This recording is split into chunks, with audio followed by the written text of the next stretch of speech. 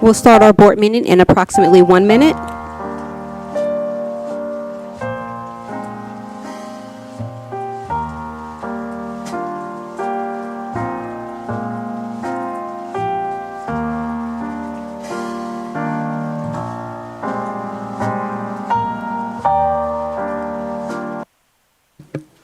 Thank you all for joining us. I would like to call our meeting to order at 4 p.m. and move on to item 1.2, roll call. In order to help assure compliance with the Brown Act and in order to make our board meetings more effective and more efficient, trustees will speak only when recognized, and trustees who speak on a topic other than the agenda item currently under consideration will be out of order. Board meeting protocols. The safety and decorum of the school board meetings are important to Stockton Unified School District and the community. SUSD promotes the public's right to free speech, and we want to make sure that all community members, parents, and students are able to participate in a safe environment. We want to ensure all community members have a seat during the board meeting. We will have a maximum number of chairs allowed per fire code. 132. We ask that members of the public do not stand alongside of the walls or block the walkway. Anyone standing up during a meeting will be asked to take a seat. If they do not comply, they will be asked to leave. Any accredited news media representative who is standing will have a press credential clearly visible. There is a podium positioned in front of the first row of chairs. No one other than the person speaking may be at the podium except for a guardian, administrator, or translator. For safety, people may not line up behind the speaker to wait their turn. We want to give the person at the podium the time and respect they deserve. Each speaker will be allowed 3 minutes. Attendees are not allowed to enter the area past the podium where board members are sitting. No profanity or obscenity. During the board meeting, if there is a disruption, the board president or designee will give a verbal warning to the person or persons causing the disruption. If the disruption continues after the verbal warning, the individual will be asked to leave or be removed from the premises for the remainder of the board meeting. After the meeting is concluded, we ask community to clear the lobby area in a respectful manner. Thank you. 1.2, roll call. President Kenitha Stevens. Present. Vice President Sofia Colon. Present. Clerk Donald Danair. Present. Trustee Angel Ann Flores. Present. Trustee Isabel Perez. Present.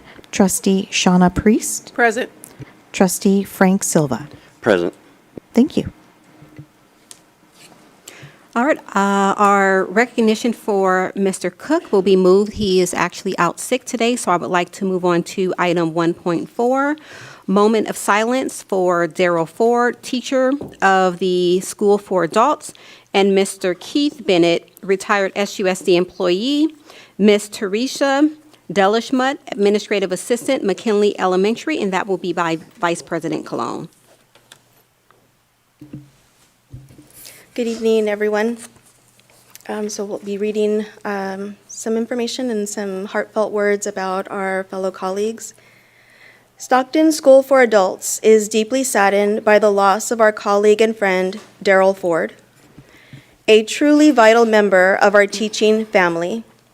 Daryl began his career with Stockton Unified in 2001, teaching social studies, peer psychology, and leadership at Jane Frederick High School.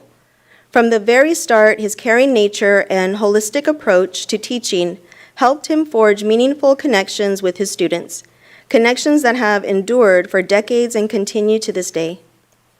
In 2015, Daryl brought his talents and heart to Stockton School for Adults, where he devoted himself to helping students build literacy skills that would open doors to education, employment, and a better future. His passion for learning and service extended beyond the classroom. He volunteered at the local library as an adult literacy tutor, worked at the polls during elections, and donated time at local food banks, often arranging for students to join him in serving the community. Daryl also had a lifelong love of athletics. He served as a high school football and basketball referee, supported youth sports throughout Stockton, and cheered passionately for our city's teams. But his heart remained with the professional teams from his hometown of Oakland, especially his beloved Raiders. In everything he did, Darrell brought enthusiasm, dedication, and joy.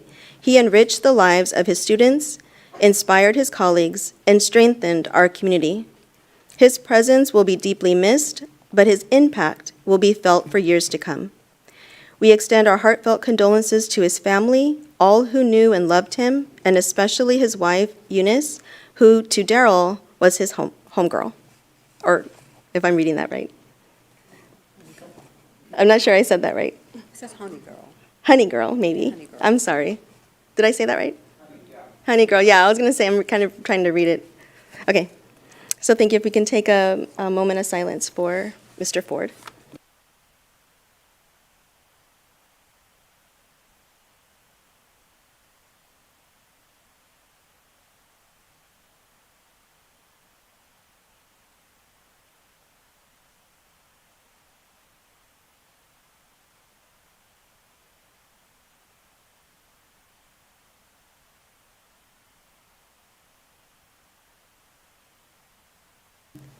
Thank you. All right, thank you, Vice President Well, Cologne. we got the other two. Oh, go ahead. Okay, so now we'd like to recognize Mr. Bennett. It is with a heavy heart that we inform you of the passing of Mr. Ken Bennett. He was hired on March 1st, 2001 as a building maintenance supervisor and promoted on December 1st, 2013 to a building division manager. If you worked in this district for more than a decade, you likely knew the name Ken Bennett. For over 20 years, first as welding supervisor and later as building division manager, Ken served with integrity, honesty, and compassion, earning the respect, admiration, and friendship of countless colleagues. His devotion and leadership were easy to see, and his willingness to listen and help others left a lasting mark on the district. Many of us were either directly or indirectly hired by Ken, a testament to his far-reaching influence. Even while facing the challenges of illness, he remained a steady, positive presence at M&O, always showing up for those around him. His retirement on July 31st, 2022 was a great loss, and his absence is still deeply felt. Today, we honor his legacy, his friendships, and the example he set for us all. So if we can please take a moment for Mr. Ken Bennett.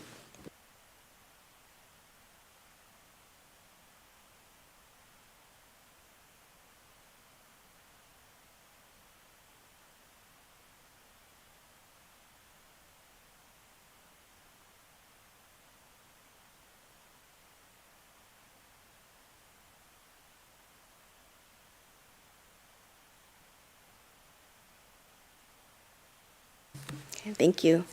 And last but not least, Ms. Teresa DeLashmet. It is with great sadness that I share the passing of our beloved administrative assistant, Ms. Teresa DeLashmet. Teresa was more than a colleague. She was the heart of the McKinley School front office, a source of kindness, and someone who gave so much of herself to our students, staff, and families. Her warm smile, generous spirit, and willingness to help anyone in need touched countless lives within our community. In times like this, it is important that we come together as a school family to support one another. Grief can feel heavy, but when we lean on each other, it reminds us that we are not alone. I encourage you to take comfort in your memories of Teresa, share stories of her kindness, and celebrate the love and care she poured into McKinley each day. As a community, we will continue to honor her legacy by showing the same compassion, generosity, and heart that she modeled so beautifully for all of us. Please keep Teresa's family, especially her sister, Miss Virginia, also a staff member at McKinley, in your thoughts and prayers during this difficult time. With heartfelt sympathy, this is from Principal Brandy Dialba. So we will take a moment for Miss Teresa.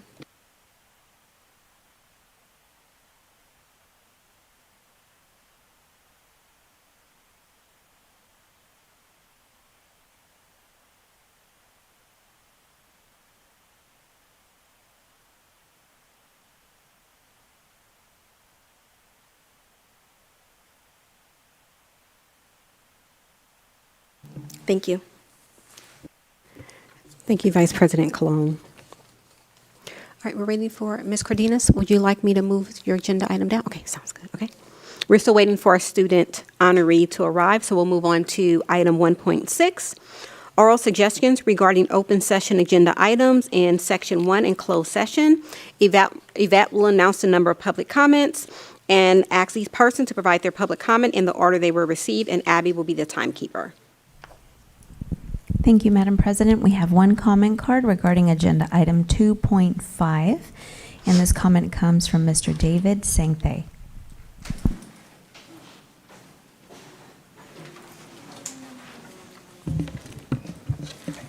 Good afternoon, Board Trustees, Board President Stevens, Vice President Cologne, and Superintendent Rodriguez. It's good to be here, and I also want to recognize Trustee Angel Ann Flores for her leadership in getting the discussion of the IAQ scandal on the closed session agenda item. To my knowledge, there was an internal SUSD investigation which identified specific individuals responsible for this contract, which misused over $6.6 million in public funds on mostly uninstalled air filters.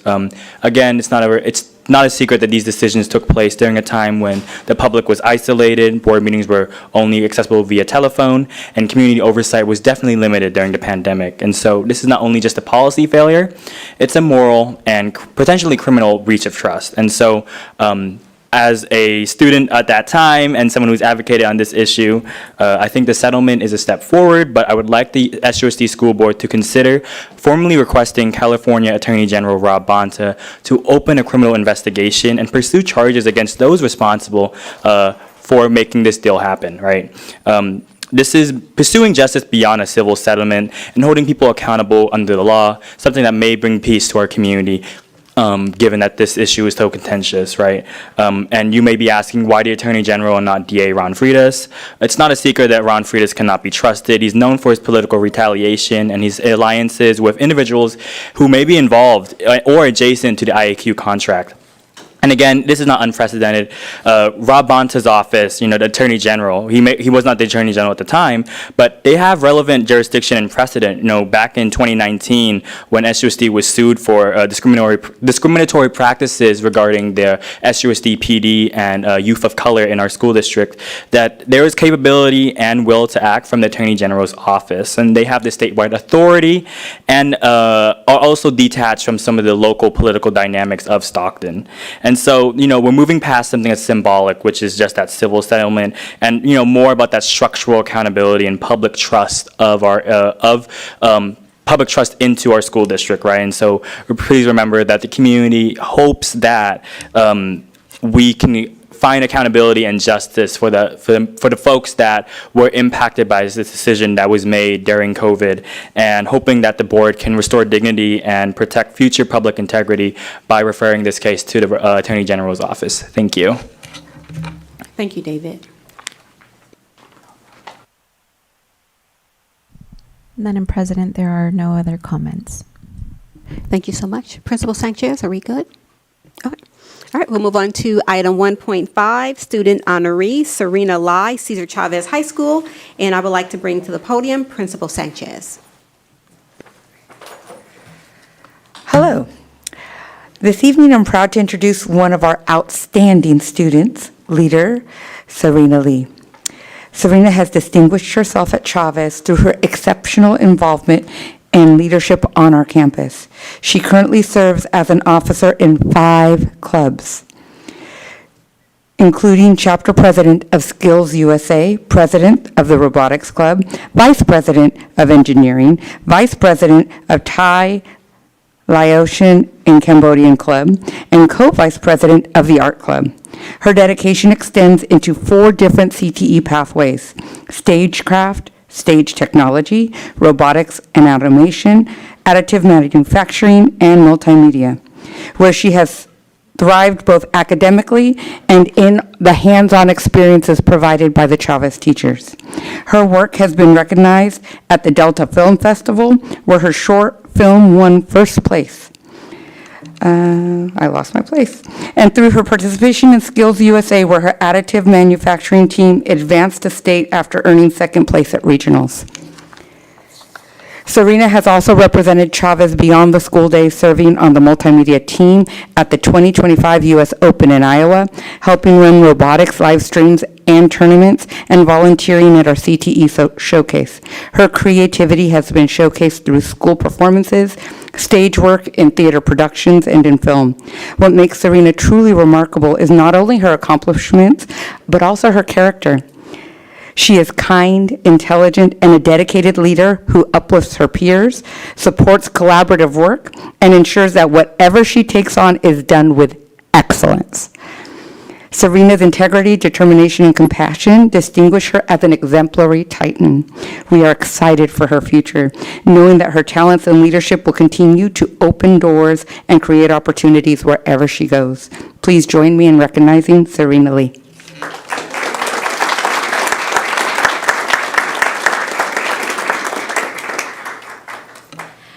Hello everyone, my name is Serena Lee and I am a senior student at Cesar Chavez High School. It's an honor to be here to speak on behalf of Chavez and share that our current and also our ongoing accomplishments for the school year so far. First of all, here at Chavez, we're building strong connections with the school and students' families. Our community school specialist plays a key role in this by organizing events such as Parent Cafe, school site councils, workshops, as well as weekly bulletins to ensure parents are staying informed. We also provide communication available in families' home languages. Our leadership program recently this summer has welcomed over 460 incoming freshmen for the school year at orientation. Once the school year started, we began practicing our Chavez Way, which introduces everyone to our expectations for our community and Chavez culture. We also kicked off the school year with 2 rallies showing off who we are as Chavez and our spirit as Chavez Titans. For our athletics, recently this year, we have had 325 athletes that are currently competing in fall sports, selected from nearly 400 students who tried out. In 2024, both our football and girls tennis teams have went undefeated in their seasons, and we also won best male and female teams in the district. Now moving on to our performing arts programs, which Chavez is mostly known for. Our school's band is celebrating their 20th year at Chavez and are performing from school events to international stages. Our mariachi program has competed in 3 festivals, winning first place at the California State Fair. Chavez Show Choir has earned first place in the show choir category at a competition in Milpitas, as well as having students participate at the San Joaquin Honors Choir. Orchestra also competed in Milpitas, where they received a rating of excellence, and their program has had the most students enrolled in the 2024-2025 school year so far. In career and technical education, also known as CTE, Chavez students are excelling in Skills USA. In January 2025, 98 students competed in regionals, advancing 75 up to state. 3 of our teams placed first at state and advanced to nationals. 1 team even won nationals. In addition to everything, our Chavez Skills USA chapter won Chapter Model of Excellence for the 2nd year. We are one of the only 8 schools in the nation to earn that title for personal skills. One of our CTE programs is robotics, which is at the national level, with 16 VEX trophies overall, 6 of them just being from the past year. We have had the opportunity to compete in Iowa for the 2025 U.S. Open tournament. Also, both our urban search and rescue and mobile robotics teams in Skills USA won first at state, with the mobile robotics team winning nationals overall. Not to mention that robotics is working with other programs at our school and is now preparing for the VEX competitions coming up. Another CTE program of ours is multimedia, where we collaborate with the entire school and promote creativity. It's not just video production, it's also graphic animation, audio production, as well as storytelling. We are the first in the district to begin weekly live announcements for our school. This program also live streams and showcase student-created original award-winning short films as standout projects. Another big project that multimedia has been a part of is Little Big Emotion, which is an app developed by multimedia and additive manufacturing students to help support preschoolers, and it received an award at the 2025 Invention Convention. Lastly, Chavez has started a new paid internship program for students who completed CTE courses. This opportunity allows them to gain valuable work experience. For example, the Stagecraft internship allows not only students to work at school events, but also allows them to work at the Stockton Civic Theater. So far, 11 positions have already been filled for this program, and we're still growing. We're proud of our accomplishments and are excited for what's next. Thank you very much.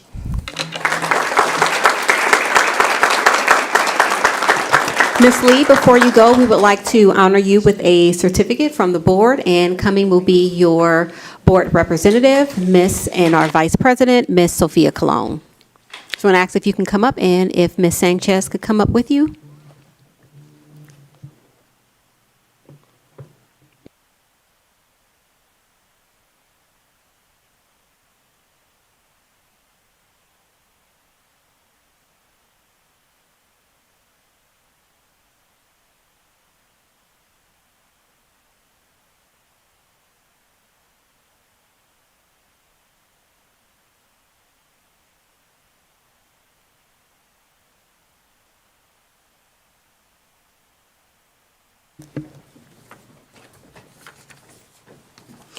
Item 1.7, public employee dismissal, discipline dismissal and release. Ms. Smith, do we have any cases to present? We do not. All right, thank you. Item 1.8, the board will consider in closed session items listed by Vice President Colon. Okay, good evening.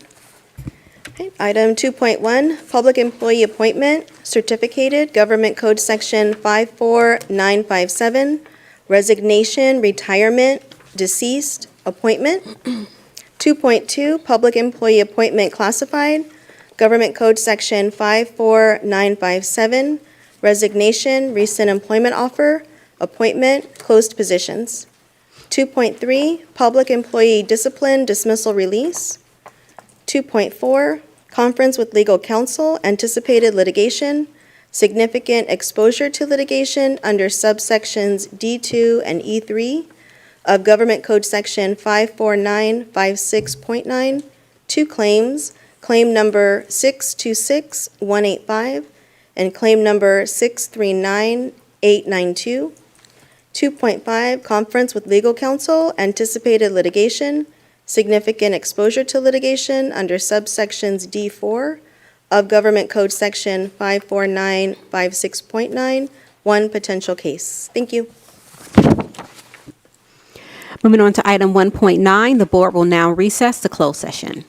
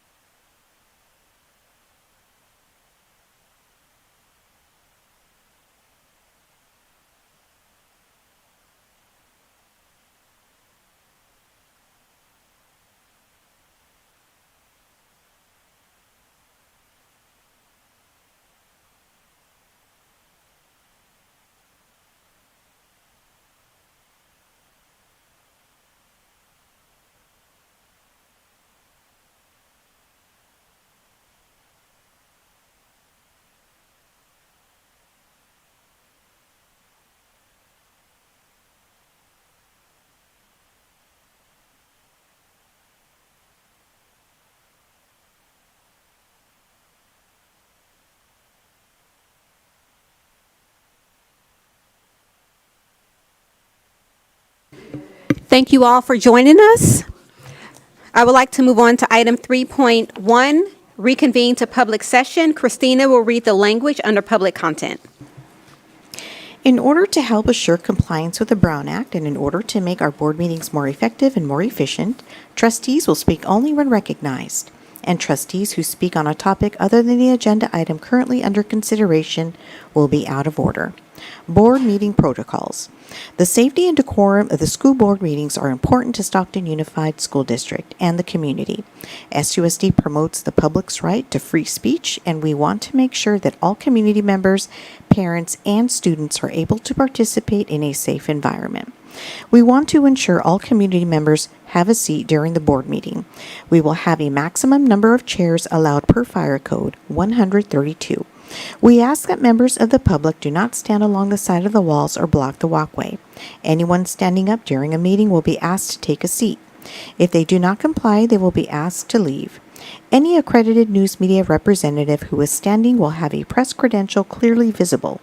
There is a podium positioned in front of the first row of chairs. No one other than the person who is speaking may be at the podium except for a guardian, administrator, or translator. For safety, people may not line up behind the speaker to wait their turn. We want to give the person at the podium the time and respect they deserve. Each speaker will be allowed 3 minutes. Attendees are not allowed to enter the area past the podium where board members are sitting. No profanity or obscenity. During the board meeting, if there is a disruption, the board president or designee will give a verbal warning to the person or persons causing the disruption. If the disruption continues after the verbal warning, the individuals will be asked to leave or be removed from the premises for the remainder of the board meeting. After the meeting is concluded, we ask the community to clear the lobby area in a respectful manner. Thank you. Thank you, Christina. Item 4.1, Pledge of Allegiance, led by Skills USA National Award recipients.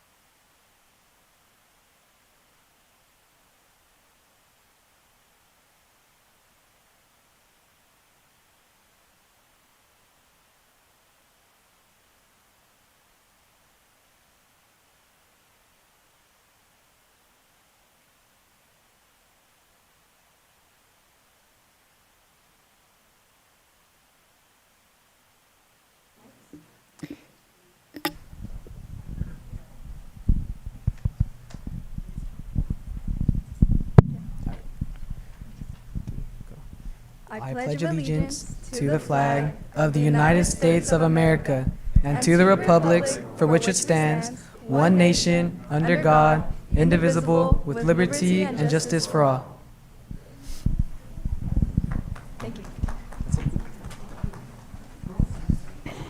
Do we have a representative who will speak regarding Skills USA? We do. That'll be myself and Ms. Navarrete. There we go. Right on. Good evening. My name is Nathan Haley. I'm the Director for Career Technical Education and STEM, and it is my privilege tonight to introduce the young people you see beside me and share their accomplishments. Chavez, Fillmore, Harrison, and Weber did an incredible job this last summer representing SUSD at the Skills USA National Conference in Atlanta, Georgia at the end of June. Skills USA is a nationwide organization that provides students in career tech ed programs with the opportunities for leadership development and technical competition. And while we only have 4 schools here represented, I'm proud to say that Skills USA as an organization has grown to be robust and very engaging for our students across the district. So what you see here is the culmination of a lot of hard work, both from advisors and from the students, and really they represent the good stuff that we have going on in SUSD. I'm going to have Rachel Navarrete come up here. She is our STEM coordinator. She is a lot of the driving force behind making this happen. She has a lot of experience as a Skills USA advisor herself and now in a leadership role. She's done a great job empowering our teachers to take on this organization and run with it themselves. Here you go, Rachel. Good evening. For the students, once I call your name, I'd like you to stand up, please. So for high school, Elijah Macatano, Gabriel Salazar Din from Cesar Chavez High School, who took gold in high school mobile robotics.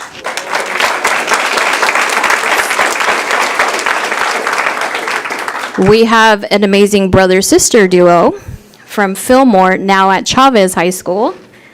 We have Giselle and Joel Sanchez from Fillmore, who took gold in middle school robotics urban search and rescue.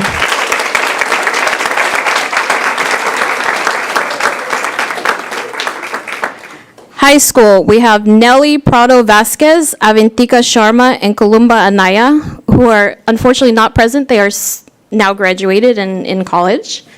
So we'd like to recognize them for silver in career pathway showcase in community service. From the middle school level, we have Cindy Briones, Alexandria Aldstadt, Cecilia Navarro from Harrison Elementary, who took silver in career pathway showcase and community service.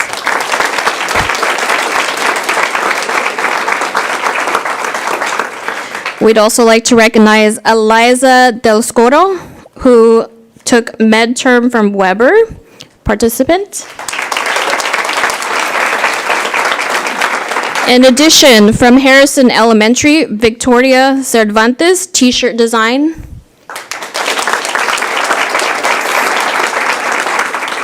And we'd also like to recognize these students who were able to participate in the Model of Excellence at the national level. We have Emily, who is now at Sac State, so she is unfortunately not able to be here. And then we also have Paul Consuelo, who is here. Receiving gold for personal skills development based on the Skills USA framework, which was just this past June. So, thank you. I will hand it back to Nate. Ms. Navarrete, before you go, we want to ask if you and Nate, if you can come up, and then we're going to hand out certificates. I'm going to ask if trustees Silva, trustee Colon, and trustee Zanera come down to the floor to present certificates. We have one for Gabriel from Cesar Chavez High School. Elijah, Cesar Chavez High School. Nelly, Cesar Chavez High School. Aventica, Cesar Chavez High School.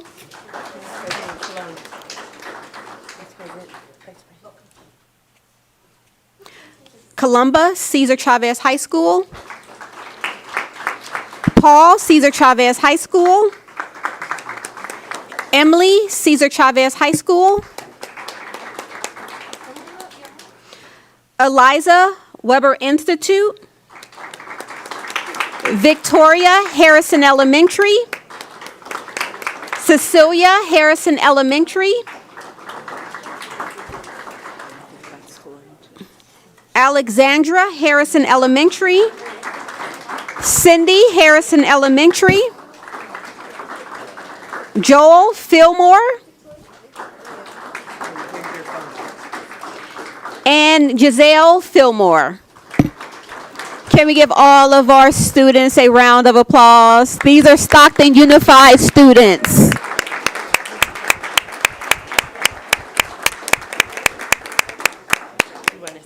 Yeah. And do we have any parents of the students? If we have your student is up here, parent, mom, dad, guardian, we're going to ask for you to come up as well and be photographed with your student.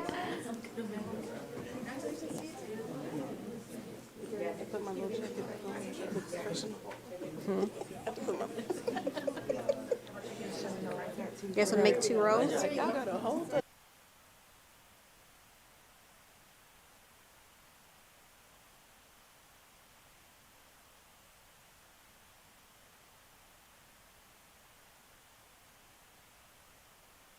Yes, get next to your daughter. Are there any other parents in the audience?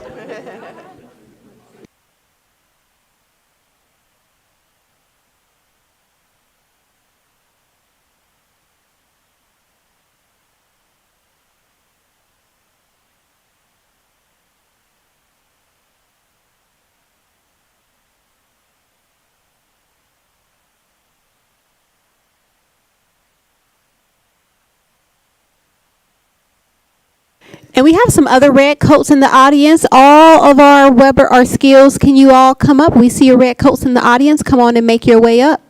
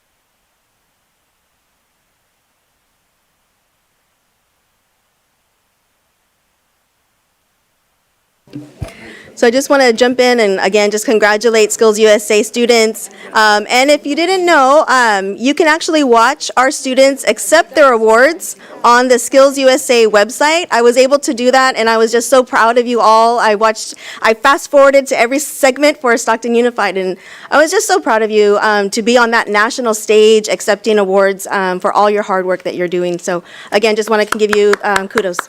Congratulations.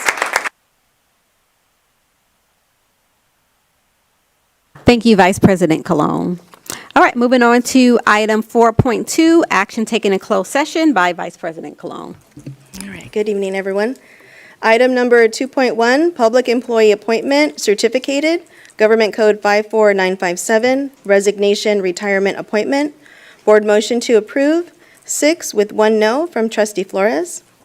Item number 2.2, Public Employee Appointment Classified, Government Code Section 54957, Leave of Absence, Resignation, Retirement, Rescind Employment Offer, Appointment, and Closed Positions. Board motion to approve, 6 with 1 no from Trustee Flores. Item number 2.3, Public Employee Discipline Dismissal Release. There were three positions. Board motion to approve, 1, Therapeutic Intervention Assistant, Termination Job Abandonment unanimously. Second position. Board motion to approve, 1, Food Service Assistant 1, Termination Job Abandonment unanimously.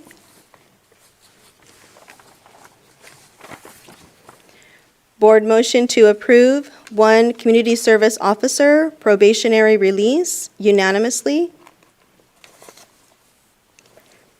Item number 2.4, Conference with Legal Counsel, Anticipated Litigation, Significant Exposure to Litigation under subsections D2 and E3 of Government Code Section 54956.9. Board motion to approve claim number 626185. 6 with 1 no from Trustee Flores.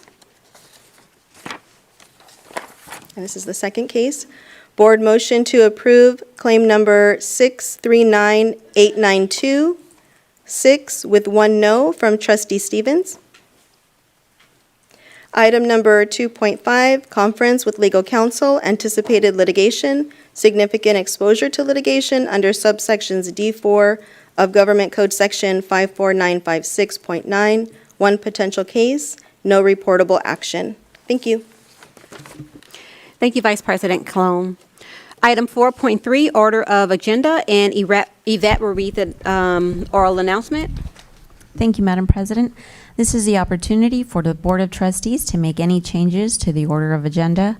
Otherwise, the order of agenda will be as published.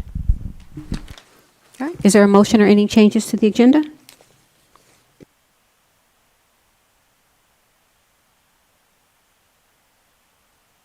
All right. Is there a motion for 4.3? Motion to approve. Is there a second? I'll second. All right, any discussion? Hearing none, roll call vote? President Stevens? Yes. Vice President Colon? Yes. Clerk Denier? Yes. Trustee Flores? Yes. Trustee Perez? Yes. Trustee Priest? Yes.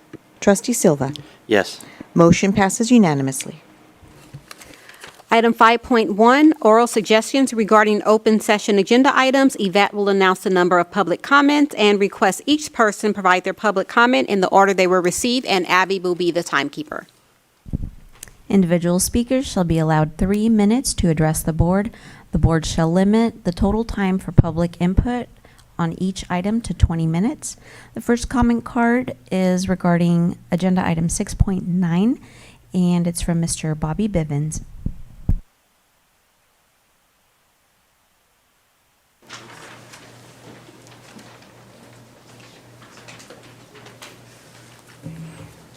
Good evening, Chairman and board members and Superintendent.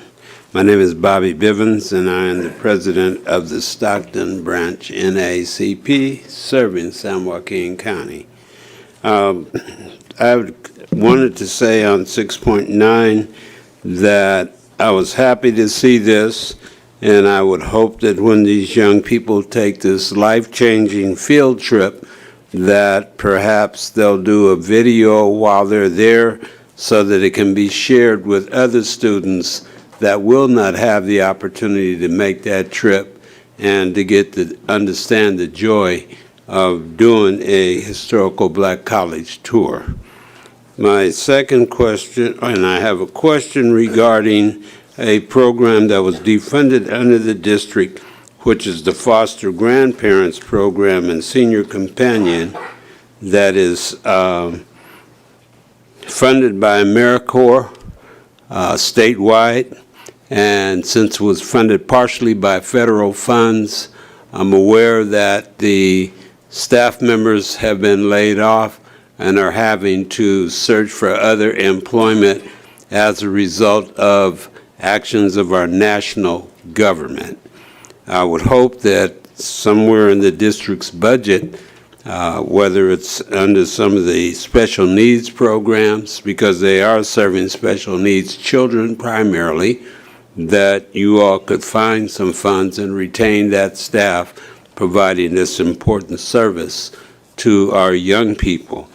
And then lastly, where's my other point?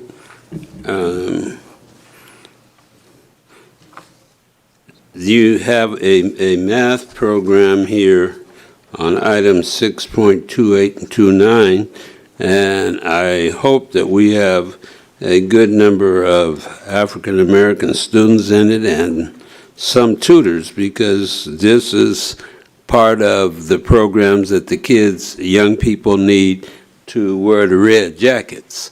You know, and a long time ago, I heard one of you say the red coats, and a long time ago, if they said the red coats were coming, that'd have been part of a war that was going on.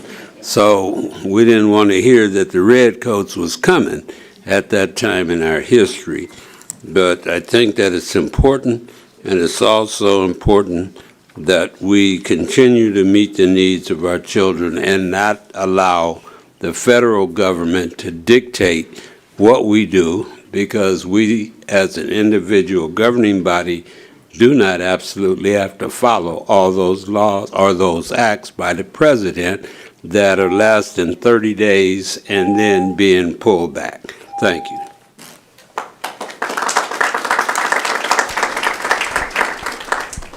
The next comment is pertaining agenda item 14.9, and it's from Dr. Christopher Anderson.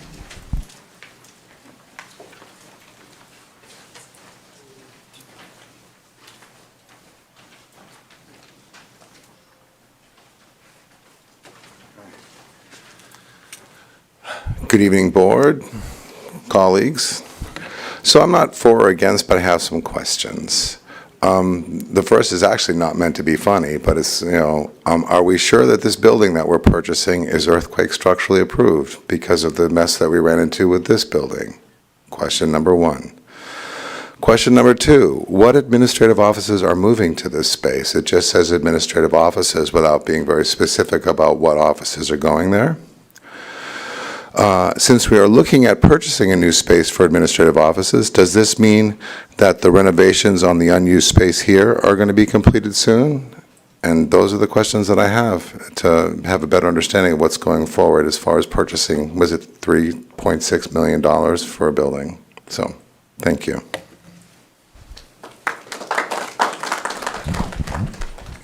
The next comment is also pertaining agenda item 14.9, and it comes from Ms. Sylvia Cantu.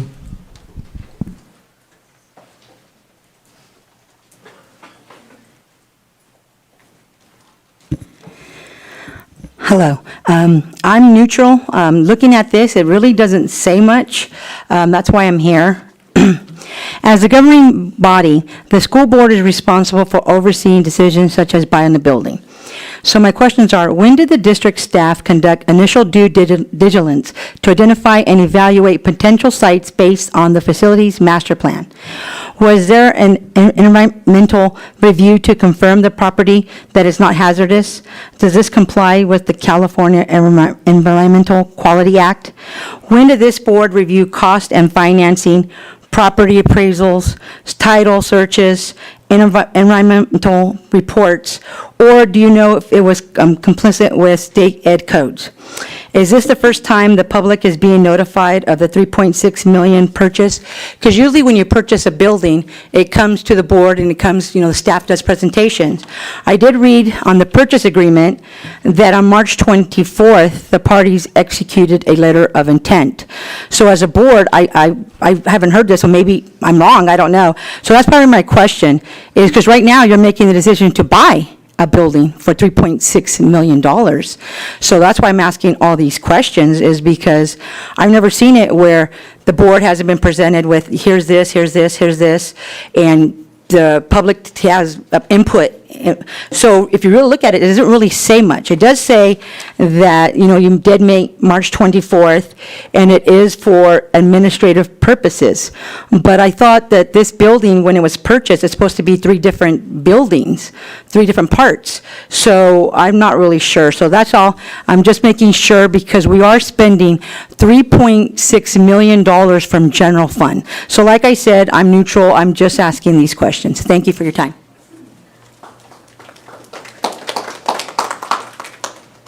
That concludes comments under agenda item 5.1. Thank you. Item 5.2, oral suggestions and comments from the community regarding non-agenda items. Thank you, Madam President. We have a total of 10 cards under this agenda item. 8 of those cards are pertaining to Skills USA. So the first comment is from Mr. Mario Nieto Flores.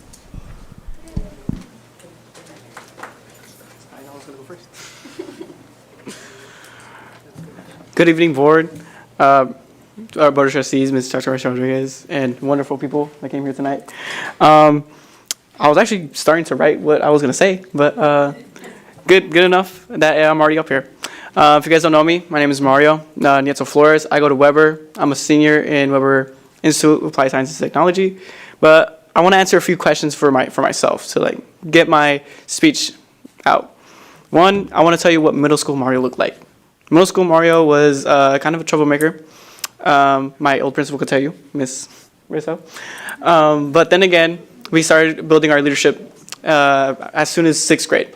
And that's in the after-school program where we entered, and we started getting introduced to PLUS, Peer Leader United Students. Now, through this program, I learned a lot through leadership, hosting events through PLUS, doing PLUS forums, being more an athletic person, since we did volleyball, basketball, and other series events. But I joined in my 8th grade year, so this is post COVID. I joined the student council, and I was part of the Friday night club, which I was president of, and I was also president of student council for good reasons. I wanted to become part of something in my school, and I wanted to leave a footprint behind. And that carried through me through middle school to high school. Moving on to my high school year, my freshman year, I heard of this club called Skills USA, and I wondered, what is this club? I asked so many questions. I want to be part of so many things, and And I started asking a lot of questions. They presented in our classroom, and they told us what it is. You got to compete. You got to meet people. You got to build on your leadership skills. So I took on job interview my freshman year, and I placed bronze in regionals. So I carried on to state, which inspired me even more because even though I didn't win at state, I still got to experience it. I still got to meet a lot of people I didn't know, and I got to develop. So the next year, my sophomore year, I became my chapter's parliamentarian, so the person who looks at the rules and makes sure everybody's saying the right things. And I ran for state parliamentarian. So I ran for state office, and I got it. So I then became someone who represented 55,500 students statewide for Skills USA. And it didn't stop there. I got leadership training. We went to Washington, D.C. to represent Skills USA as an organization to our congressman, and I kept going. I developed these skills, and as you can see me now, I'm talking in front of you guys, a little shaken, first one to talk, but proud to be someone who's in Skills USA. Proud of someone who ran for the SUSD student board rep position. Proud to be someone who represents Weber. Proud to be a Latino student here in Stockton Unified School District. Thank you so much.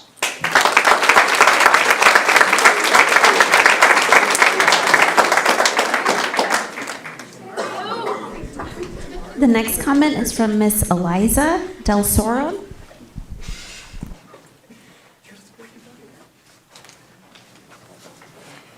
Good evening, board members and superintendent. I actually wrote my stuff down, but I don't have half as much as what he just said. My name is Eliza Del Socorro. I am a senior at Weber Institute, and this past summer I competed in nationals at Skills USA under medical terminology. So first off, I'd like to thank you for your support and giving me the possibility to attend Skills USA all the levels. And I'd like to emphasize my pride as a competitor and being able to represent not only my school and also my district and the entire state. I'd also like to emphasize the support that I received from my advisors. As medical terminology, I don't really require that much direct help, but they helped a lot in what they could, such as helping me with my competition attire and helping me understand my role as a junior in advancing our chapter in the coming year. So currently I am vice president in my chapter, and I also understood that this was a fulfilling learning experience, not just for myself, but for those back home who I would be telling my story to. So for nationals also, I just had a lot of fun. It was just great to have a lot of things to do, a lot of activities, nice food to eat, and interact with my peers a lot. So because of nationals and because of Skills USA, I've grown a lot more confident and I feel more ambitious now. So thank you.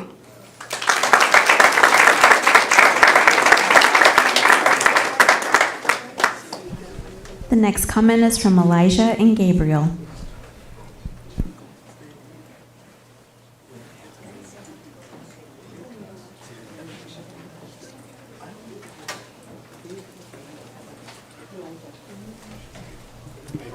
Are they here?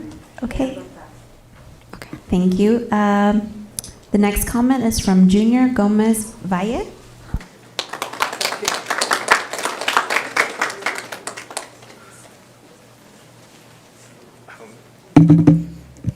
Good evening, everyone. My name is Junior, and I am a junior also at Cesar Chavez High School. So I just wanted to be up here to show my appreciation to the board. I understand that being able to do Skills USA is a privilege because of the wonderful experience it has taught me, like being able to make new friends, being able to communicate to new people, and even just being able to speak up here now is also a privilege. Again, thank you for your guys' support.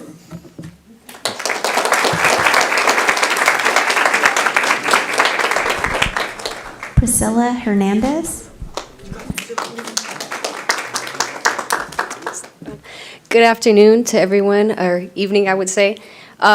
I am Priscilla Hernandez. I am a senior at Chavez High School. I have been doing skills since about 7th or 8th grade. I have also been competing in robotics for as long as I can remember, since I was younger too.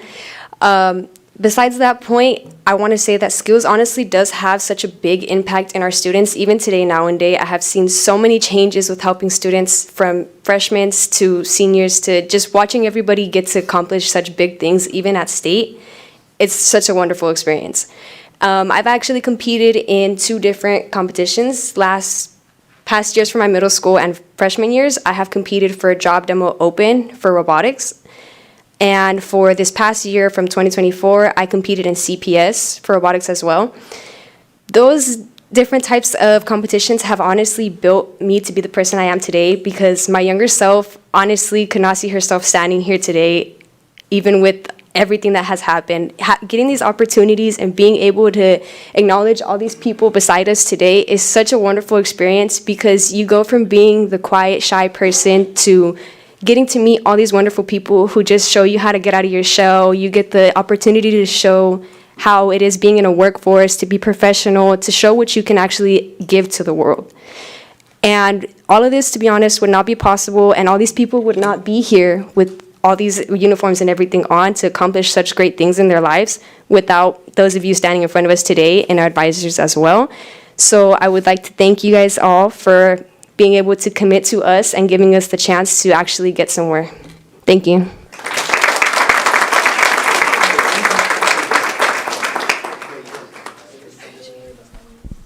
Giselle and Joel Sanchez.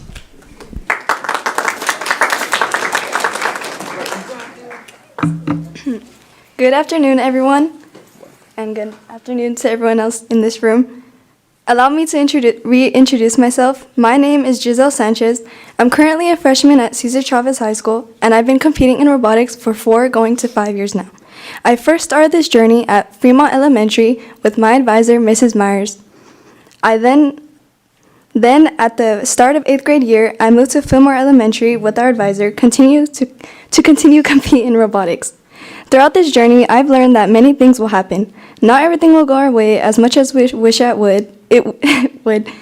However, this helps us to improve our problem-solving skills and show our perseverance. This year was my first year competing in Skills USA, and man, has it been a journey.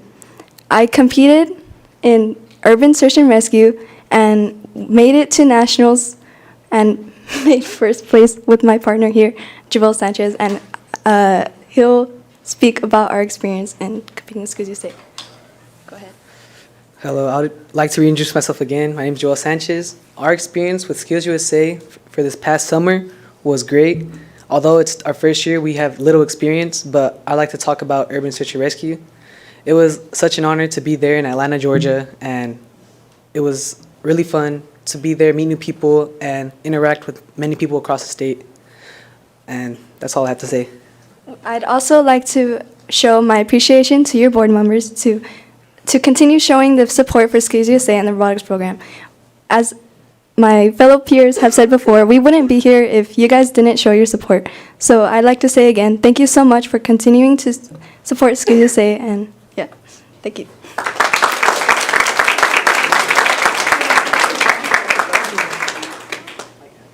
Kian Fetke.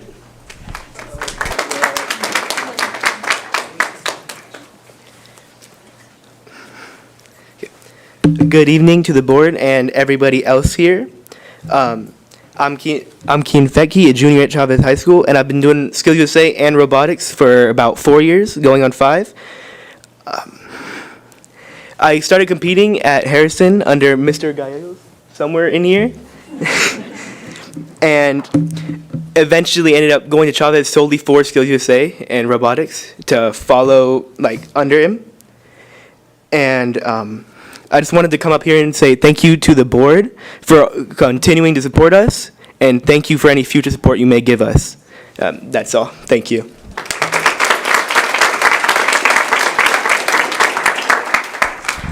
Andrew Gonzalez.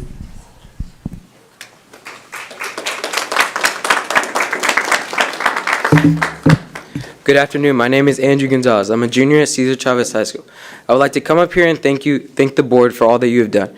If it wasn't for your support if it wasn't for the board's support, I would not be here in this blazer today. In fact, our chapter itself would not be here today. If it wasn't for those hardworking, if it wasn't for all those people hardworking, this program would not be possible. Within this program, we have created many amazing memories, friends, and awards. With that being said, thank you for all your support.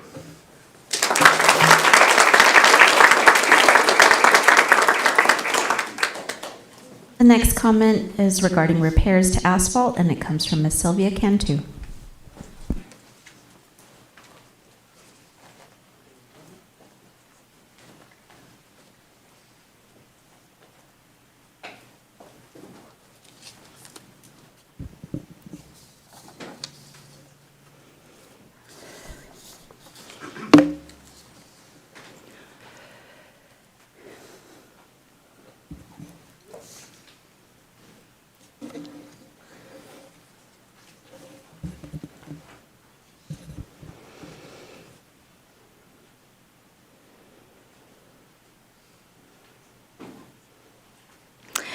Okay. I emailed the board on June 24th. Thank you for those that replied, and thank you for those board members that spoke up at the board meeting June 21st regarding the asphalt at Washington School. The photos that you see were taken Friday, August 22nd.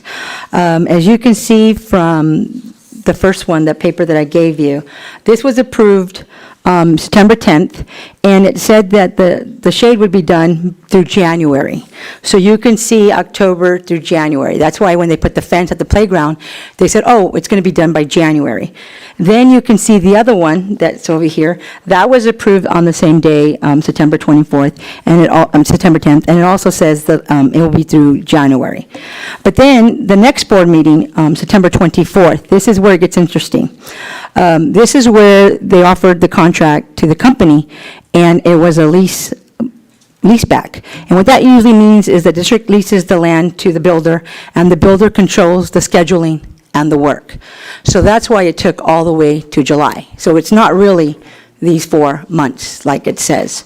So my question is, we're a month later, June, July, August, and we're still having this I showed you. This is this, you see the circle? This is in the middle of a dodgeball circle, and these are cracks. So I'm just trying to wonder, when is it going to be repaired? I've been at Washington School for 35 years. I'm advocating for our school. We need as much space as we need, and right now, we can't even go on the grass because that's being taken by the ELOT, but that's a different story. I just want the cracks here, and there's still some nails in the middle. So I'm just trying to wonder, when is this going to, because it looks like the company is finished. So I don't know when they're done. I'm not blaming the company. I think they're really hard workers. I talk to them, but they don't know sometimes either, like when it's done. So when you do a lease back, just be careful, because there is really no deadline. There isn't. Even though it was approved for these companies, and technically it isn't. So I don't know how you go from this date to another date. So I just hope that we get some feedback over here, because I think it's fair for our kids not to fall in the cracks. So some of these are really, really wide. Thank you very much for your time.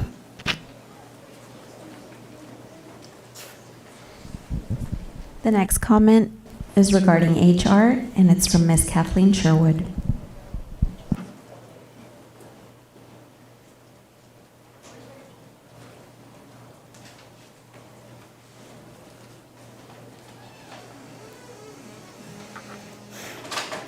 Good evening. My name is Kathleen Sherwood, and I have been an SUSD employee for 15 years.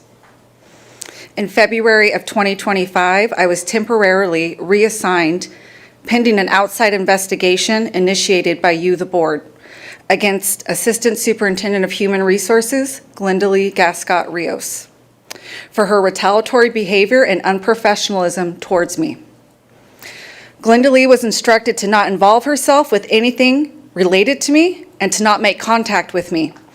And I was transferred to a department away from the district office so that I wouldn't have to see her. So what do you think her next logical step was? To leave me alone? To not interfere with my new position? Of course not. That's not her style. Glendalee contacted my new director, Thomas Argonda, and gave him a copy of my personnel file, including 2 letters of reprimand that she herself had just issued to me prior to my transfer, out of an act of retaliation. On multiple occasions during my temporary reassignment, Glenda Lee continued to elicit negative feedback on my work performance, disregarding the directive to leave me alone. On May 29th, 2025, Glenda Lee instructed Thomas to email me regarding concerns with me visiting other departments and exceeding the allowance of my break time. All of my attempts to gain specifics about these allegations, such as the times, dates, and location, went unanswered. So I filed a complaint with Constituent Services and Director Joanne Castillo, who reports directly to Glenda Lee. Her investigation into my claims did not include interviewing me or the people I named. Her investigation began and ended with one question: who told you? When I refused to tell her my source, my complaint was dismissed and closed. No one was interviewed, no investigation, nothing. I don't expect the board to do anything about this, which is a shame. You already know what's going on. You already know what type of person she is. She's being protected, and her signing off on her egregious, retaliatory, and unethical behavior is not appropriate. So I'm here today to ensure my statements are on public record and to encourage anyone else going through a similar situation to know they are not alone, and to encourage them to speak out and demand better, because we all deserve better. You're aware of what's going on. Do the right thing. Thank you. Madam President, that concludes comments under Agenda Item 5.2. All right, thank you so much. Moving on to item 6.1, approval of consent items. Yvette will read the oral announcement. Thank you. Does any trustee have any item they would like removed for separate consideration as an action item? After any items are removed for separate consideration, there will be a vote on the consent items without any discussion. All right, any items moving towards action? All right, hearing none, is there a motion for 6.1? Motion to approve. Is there a second? I second. All right, discussion? Roll call vote? President Stevens? Yes. Vice President Colon? Yes. Clerk Denier? Yes. Trustee Flores?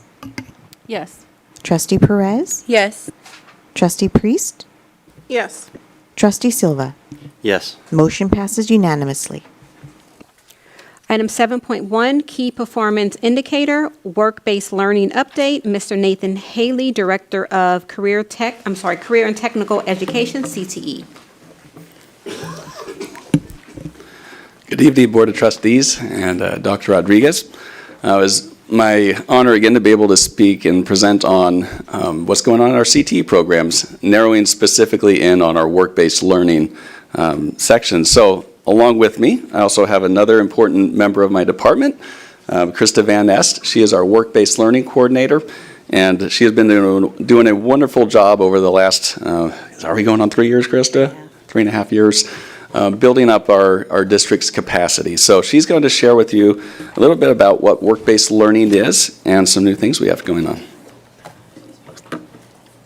Oh, am I pushing it wrong? Ah, there we go. Hello. So work-based learning has many different levels and different engagements and involvements. So we kind of wanted to give you the structure so you could kind of understand what we're, when we talk about something that's really hard to create or takes a lot more of investment and time versus something that might be a little bit easier to access and provide to a wider range of students. So the first two we have listed here, mock interviews and guest speakers, are some of those. We call them lower level, not because they're not important, but because they're easy to access to many students. We can provide the opportunity to a wide range of students. It's less of a time investment for our outside partners, but we can get our students an opportunity to engage with industry, we can engage with potential employers, and the big one with mock interviews is for them to really get a chance, just like the students earlier today, to stand in front of some scary folks that really love them and want them to do well, but also to let them get through that experience and have their first interview be a positive experience, and they get some feedback directly from those employers. Field trips is kind of starting to level up, where we're trying to move students from a campus to a location. That involves many of your approvals, right? And approvals of folks in this room, to get folks moving off of a school campus and then into, maybe it's to a business or employer, or maybe it's to a location that we might be showing some of the types of work that students might be involved in. We start to get a little bit more challenging when we start to look at a job shadow placement. And we'll talk about that briefly a little bit more in depth, but a job shadow is where we're placing a one student directly with a employer, or an individual. Might not necessarily be somebody that's employed by us, but if it is, that might be an opportunity as well, because in our own district, we always say we're our own little city in Stockton Unified. We have everything that a city would have, and so we have those professionals that we can connect with our students. And then we really start to get invasive, and we really start to get in demand when we're looking at an internship, because this isn't just one day, it isn't just a single one-off visit. An internship is going to be an ongoing process. That involves also making sure that the student has a work plan, so we know what they're doing every single day. They have a work site supervisor they're reporting to, and then also we, on our end, as the teachers, we have a follow-up system that the state requires, that we check on them every 3 weeks, that we're meeting with those employers, plus there's an evaluation with the student, and then the student is creating work samples and a portfolio of all of they've completed. And then the final one that is on, this one's an exciting one, but we're actually seeing some of it happen, is where our teachers help our students to actually run a student-led enterprise. And some of you probably are aware of probably the easiest and best example I can give you is the Stag Floral. That is a student-led enterprise. Those students are taking orders, they are helping to organize those materials, they're ordering, they're understanding the billing process of how that is to make sure that they're charging enough to cover those costs and then to be able to continue the process. They're creating those designs and then delivering to the customer. That's not the only one we have, but that's a student-led enterprise. You can imagine that's quite invasive with a lot of different moving parts. So when we talk about work-based learning and our opportunities, let's look specifically at the job shadow. So we moved to an idea that I had, I don't know, one of my days driving in the car, and I thought, you know what we should do? Spring break and fall break. Our students aren't in school. We don't have to get a sub. We don't have to have the student miss any instructional time, but we could create an opportunity for instructional time where they could go with the employer. And so our ask has been, our little slogan, one student, one day. And that seems to be very manageable and palatable for our industry partners. Because asking them to take an intern for 6 months is a lot. But when they're thinking about getting involved with us, would you be willing to host one student one day? We're more likely to get a yes. And if you know me, I don't like no, and I really like to work to a yes. My boss will tell you, I don't like no. On the picture there, you see that DD Construction and Holt of California came forward and took on, they were our first initial job shadows, one student, one day. In fact, Holt did 2 students, 2 days. See, it's kind of like if I get the ball rolling, it's going to snowball. We have a couple companies, 2 of them. One, DeHart, is pictured there. That student actually from Jane Frederick. All of our construction programs were able to pick students, and DeHart hosted job shadows for 50 students. One day, 50 students. That's a journeyman level plumber, a journeyman level plumber is there, and they have all of them at the different stations. The students move through and work with 4 different trades in the day, and it's all hands-on learning. There's a torch in his hand. He was lighting that on. The students were actually soldering right there with the journeyman, teaching them that skill on site. We also do that with Collins Electric right here in Stockton. They take almost 300 students over one day, where they do a similar job shadow field trip, where we're not just looking, we're doing at these experiences. Oh, 200, sorry, it was 200. And then we have an opportunity this spring coming up with our Business Education Alliance. That's a contract that we have with the Greater Stockton Chamber of Commerce. They're going to be putting on in the spring a week-long, during spring break, leadership like Leadership Stockton, but it'll be Leadership Stockton Unified, and it'll be our CTE students, open to 25 students. They'll be participating with our city government, our local industry partners, and they're going to get that intensive experience as part of that arrangement. And now, Nathan. Try to follow that. I'll let you know there's a lot of good ideas cultivated on the drive home. If I'm getting a call from Krista around 5 or 6, I'm like, okay, I know we got to gear up for something. We'll figure out what that is. So, I've really appreciated her enthusiasm and the effort she's put into building these opportunities. Because what it's allowed us to do is now look at the more high lift areas of work-based learning, really your internships and student-led enterprise, and say, how do we take that to the next level? All right, because it's not as simple as saying, hey, can you come speak at my class? What we're asking is that somebody is going to take a student under their wings for 80 hours over the course of a term, and that they're going to mentor them and give them an experience that allows them to see what it's like to actually work in that industry. All right, so it is a high level of commitment, and that's a lot of relationship building, and that is it's a lot of planning and things to put in place. This year, we made the commitment that we are going to not just dabble in this any longer. Not that we've been dabbling per se. I'd say we're making a proof of concept. Over the last couple of years, we've had students participate in internships, and it's allowed us to build our program capacity and realize the systems that we need to put in place to make it a larger scale reality. And so, as you can see on the numbers there, last year, this is from fall all the way through summer. We had 106 students do a internship of some sort or another across the district. It's a good start, right? Embedded in there are different layers of internships. There's some of those students who were MA students, which is much more involved, but they walk away with their certification in that field. So that's the scale we're working on there to start out this year. And this is just looking at our enrollment the other day. We're already at 78 students. All right, our desire is to see that number continue to climb and build that capacity across our sites. All right, so this also goes along with being able to build our department out by adding instructional specialists. Krista's been able to hand off a lot of load and focus solely on this. And like I said, it is a big list, and she's been working hard to develop the capacity of our site-based internship providers. Every one of these students has a teacher that helps them create a work plan, to follow up on them, see how they're doing, talk with the employer. And so there's a whole system that has to be built around that. Also, I don't know if Katie and Rudy are here. Nice to see you, Rudy. This is really where there's been a lot of collaboration in saying, how do we get students there? And Katie and her team have been wonderful in thinking through and problem solving those situations. It's going to be a big part of being able to scale out. So we've also been trying to be innovative in this area as well. Work-based learning is a big focus at the state level, and in a sense, a lot of the laws that are being created and funding to go to make it happen are saying, could you guys figure out a system for making this work? And one of them is looking at how can we create paid internships. We want students to associate work with pay, feel the rewards of it.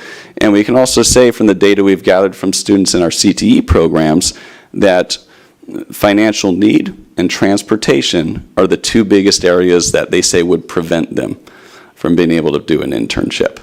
And so that's why we took it heads on. That's why Krista's been collaborating with transportation. And also, I'm excited to say we've been able to, last year, we were able to give up to, 97 scholarships, Krista? Of our students. So some of these students did 2 different internships. We've been able to look at a lot of different funding sources to make this happen. We have a grant through We Will, which is a regional collaboration that allowed us to use this for this. We also have industry donations from the Builders Exchange.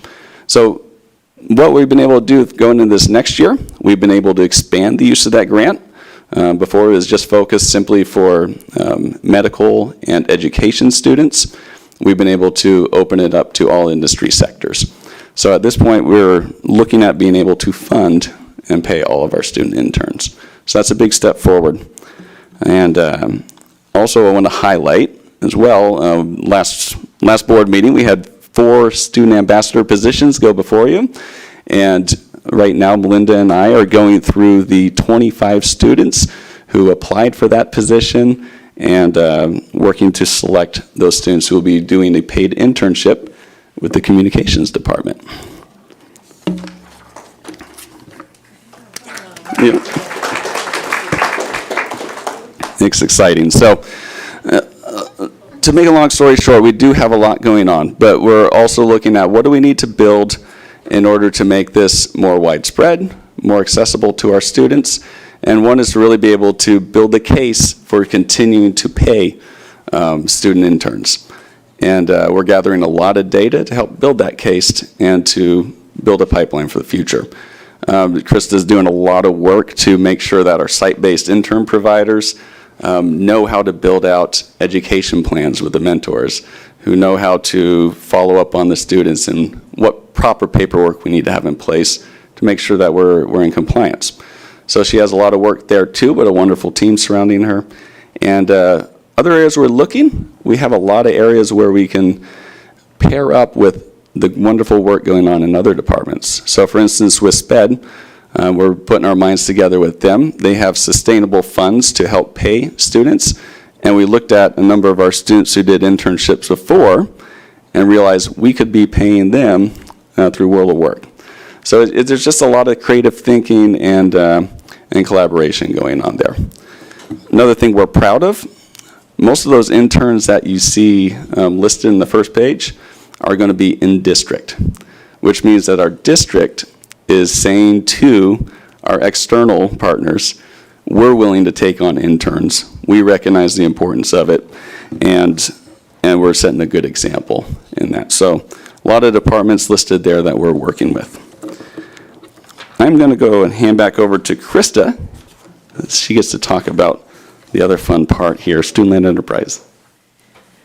So just to wrap that one up, I already gave you the example of the floral, but to let you know that we do have some other student-led enterprises already happening, and some of you may have enjoyed some of the Titan Coffee, which is at Chavez through our business program. You may not have seen the Stockton High food truck yet, but that is a concession trailer that is part of their business program at Stockton High, and they have been using it on site to be able to provide when they have parent nights or parent evenings, the afternoons when they're having folks come in, the students are learning how to run that concession trailer. And based on that model, actually, Stag was able to purchase one as well, so we're going to see some expansion over to Stag being able to experience that, and our SPED students, those students with disabilities, are already doing some food service there, so they're going to be able to engage with that.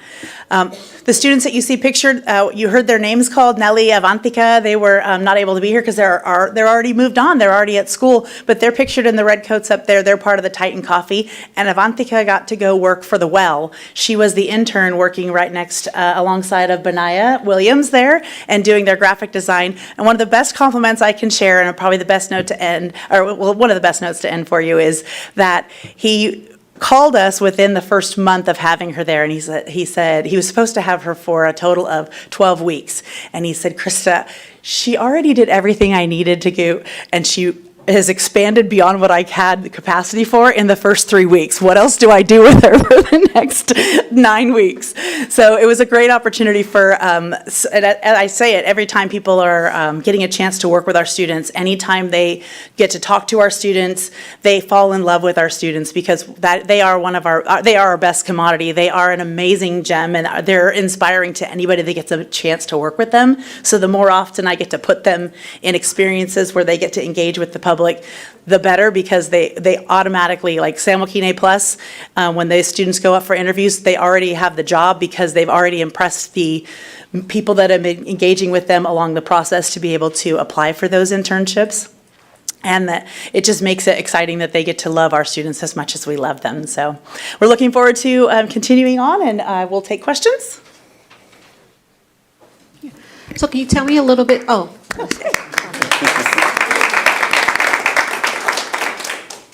I just wanted to hear about the expansion for Jane Frederick and Stockton High and the lack of internships there. They both say 0. What does that look like, and are there any innovative opportunities for those students? Definitely, I appreciate you bringing that up. So right now you can see it blank. It's not 0. All right, so really what we're looking at is we're working with those sites to say, how do we build that out here? One of the key components of this internship is that we have students complete a CTE pathway. Because of the situation for a lot of our students at these schools, we have a lot of participation, we don't have a lot of completion. So we're looking at how to get ahead of that, but we do know that, like I said, there's good participation. At Jane Frederick last year, we had 53 students participate in the construction program, and 114 of them also complete like a career exploration type of class. So I'm working with Kevin and Tommy to look at how do we expand these opportunities for these students. So it's still in the works, and why you don't see any numbers up there yet. Why are they not completing? Like, what's the barrier for the students? So a lot of it has to do with the time that they're at the school, and so a lot of their focus goes towards getting what they need for the graduation requirements and taking those classes. The CTE courses, they're only required to take one elective for the graduation requirements. And so to move on into that second course to get them to completion is often where the barrier falls. Are there programs that could be shortened for them? Because we know time is, it doesn't work for them because of the amount that you stated that they're at Jane Frederick or Stockton High. Is there something that we can do innovative that's maybe not so long for them to be able to complete? Yeah, we're looking at how we can condense it into shorter amount of times. There is, for the CTE courses themselves, an amount of hours requirements. All right, so we're looking at, again, what is the minimum hour requirements to do that? But also, I think the bigger thing is how could we create these opportunities in the situation in which they're in, and be able to provide those to students. Yeah. I'm sorry, Trustee Flores. Nate, you know I got respect for you. And Krista, you guys are doing an amazing job. This program has expanded beyond my advocacy many years ago when we didn't have it. With that being said, I could cry right now. That's how disappointed I am. Because every time we get presentations, I see great things happening. Students succeeding at all of the schools. And Jane Frederick is always not on that level. And I continuously hear the same thing. We're working on it, we're doing this, we're doing that. And year after year, presentation after presentation. And now, before we at least had a 0, now we're not even on the scale. And this could be life-changing for our students at Jane Frederick. They are the most vulnerable, the most at risk. And there's potential there. I know there's potential there because I've seen it. We had a representative here from Jane Frederick who caught an Uber here with no family support. And so I appreciate President Stevens mentioning innovative. Have you gone to that school and had a meeting, a sit down with those students, a serious sit down? No, they are troubled. There are some issues, but we have to find a way to get through to them, because if not, Jane Frederick is just a go there, show up, and go home, and you get credit, and that's it. And so I'm at a loss of words at this point. Our Jane Frederick is not supported. not from my end. And Merlot, they're doing better. They are, and I appreciate that. And this is nothing personal against you two. I know you guys are doing amazing work, but I don't see that effort for Jane Frederick students. That's all I can say. And Trustee Flores, I appreciate your support over the years and also your passion, and it doesn't go unheard. One of the main focuses for our department this year is figuring out how to better our communication and get those kids who are not being served as well. And so know that we are working on making this happen and you're being heard. Thank you. Trustee Priest? I had a quick question. If I was a parent who didn't know anything about CTE, how could I support my student at the high school level being a part of this program? Thank you. So that has been something that we have put a lot of effort into over the last couple of years, is to raise awareness of what programs are there. And one of the ways that we've done that is through our 8th grade showcase. So every student from 8th grade is busting to see all of our programs in one spot at one time, so they know where they're at. But I mean, I have an 8th grader in my household, and I know that sometimes they have to hear it a couple times, right? And so one of the opportunities we give at that showcase is to have a parent night as well. So we're working on making sure that that is well advertised. But beyond that, really one of the focuses of our department, like I said, this year is to make sure our communication is broader. So we're looking at how do we do further outreach through our parent advisory committees? How do we further outreach through our social media and through our webpage? And we're taking a serious look at it as a department. Every one of our department meetings, we sit down and we look over our communication, say how well did it do, who do we think we're reaching through it. So there is an intentional outreach to get out further there, but really the best resource for a parent is to be able to access our website, but also be able to tell their student, hey, go talk with your counselor. And our counselors have done a great job raising awareness of what programs are at their school site and helping guide kids into it. Thank you. Any other questions for I have a question. later? Okay. Thank you for the work that you've been doing in the last 3 years. I think it's incredible how much it's expanding. My question is, what field trips, industry partners, or in-district partners are you excited to add to the list moving forward? I'm wondering if what the district can look forward to in the future for new CTE partnerships. Okay. Are you referring to just the ones inside or outside of the district? Any. I know you mentioned communications department too. Okay, yep. So we have the list of our partners at this point. And I always hesitate to put in a list in case I've forgotten anybody. But really, one of the things that I'm excited about is working with our TI department. There's models in other school districts where they have students who are repairing Chromebooks. And at this point, our Chromebooks go to e-waste. Something goes wrong with them, and we e-waste them. Oftentimes a pretty quick fix.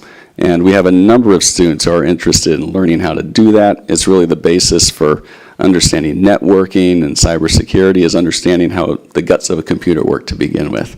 So that's one that I'm very excited to be building out with Director Lee. Chris is going to share about one she's excited about with. I'm very excited about the transportation one that's coming. So we're partnering with transportation for 11 internships. 9 of them are in the commercial driver's license category. And so we have a trainer that will be working with the 9 interns. We're selecting interns from Auto Pathway that have completed the Auto Pathway. They'll be the trainer will be coming from transportation, and they'll be teaching the content on one of the days of the week at Weber. And then on the Thursday, when most of the schools have the short day, but Weber has a regular day, they'll be transported by transportation to the transportation yard, and they're going to be doing the lab portion. At the end of the school year, when they've completed their 80 hours of internship, they are actually going to be ready to take their commercial driver's license. We are partnering with WorkNet because you can't get your CDL until you graduate and until you're 18, but you have to have your regular driver's license, also a barrier for many of our students. And WorkNet is going to help us in being able to provide the behind the wheel training. So although the students can probably easily access the online training and get their permit test taken, completing the behind the wheel is cost prohibitive. And so trying to find that opportunity that we can get the students to potentially be able to graduate from Stockton Unified, take their and pass their CDL, and then be hired by us as commercial driver's license or commercial operators here in the district. And within, we're literally growing our own. They could be working for us next year. Very excited. Which one? Oh, yes. So another part, do we have time for all these? Because we could go on forever. Okay, so Delta. So the Delta College has this is a concurrent enrollment. You heard a lot about dual enrollment, but these are concurrent enrollment. The students are enrolled as students of Delta College. Their professor is Dr. Angela Beyer. They're in education and they are taking courses to become a paraprofessional. There's a certain 4 classes you have to complete at Delta College to get your certificate to be hired as a paraprofessional. They are able to take those classes. They're specifically set up so that students can take them synchronously, or if they miss class, they can watch the recording and they can complete those after school. So that's not interrupting their regular school, and as long as they can keep up with their studies, they can take those classes. Once they are enrolled in Delta College and they are at our schools that have education programs, they can be placed in our preschools and our Head Start programs as their internship site, and Delta pays the bill. Delta has money to pay them hourly to be paraprofessionals for us while they're training and completing their units, and when they finish that, they can be hired by us as well. They'll have their certificate completed and they can be hired. We're growing our own. Nice. Thank you.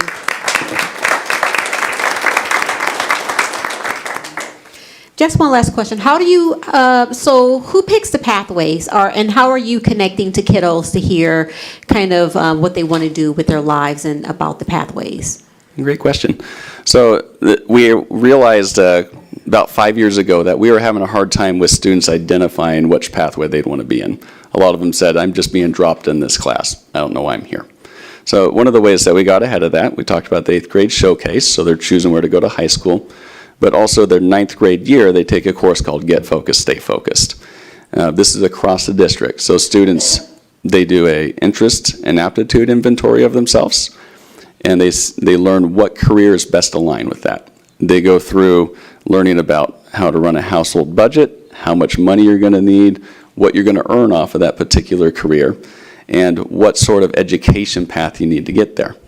And so for some kids, they'll look at it and say, I'll go right to the workforce, or I'm going to have to go to 12 years of school. And so it helps them to set a 4-year and a 10-year plan for them. That's kind of our launching point for them to say, this pathway at my school site is the best option for me. So that's our systematic approach to helping them find that place. Thank you. Yes. Any other questions? Trustee Colon? So again, just to repeat, everyone, just really excited to see how much this program has grown, and we can tell how excited the students are to be a part of it. But my question was just about when we look at the list of schools, and I just wanted to be sure I understood why SECA wasn't listed. Is it because they don't have a CT program, because they're dual enrollment? I just want to make sure. That is correct, yeah. Yeah, they do not have an official CT program.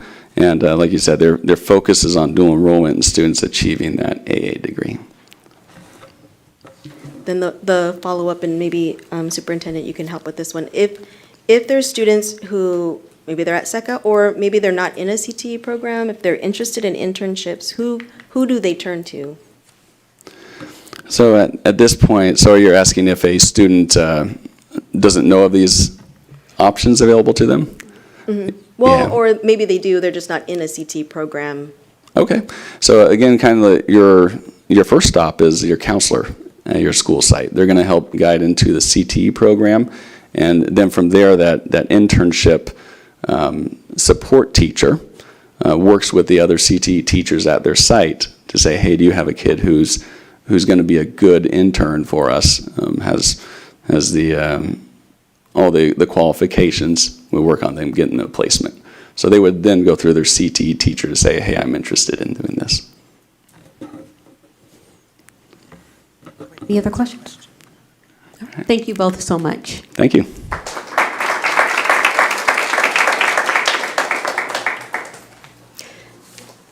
Item 7.2, Be Able Update and Impact Report by Tamara Pernitis, Director of Educational Services Department.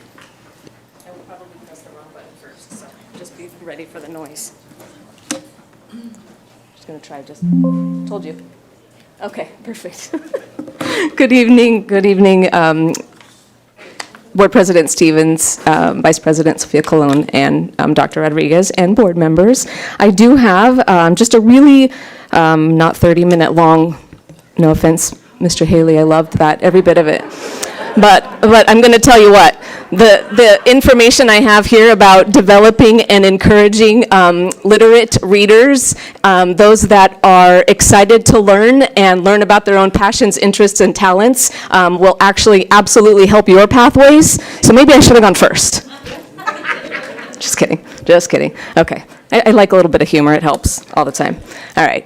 So here we go. So what is Beable? Beable is a platform that our students get to access. It was initially for 6 sites, and what I'm showing you and what I'm sharing with you is the data that we received from this implementation. So we implemented with students in 6th, 7th, and 8th grade, and then we also implemented at Jane Frederick to really dive into, and what this program does is it really dives into the students' passions, interests, and talents at their Lexile level, right? So they take an assessment, it's online, and whatever their score is at their Lexile level, it will also determine what their passion, interests, and talents are, and then provide reading resources as such.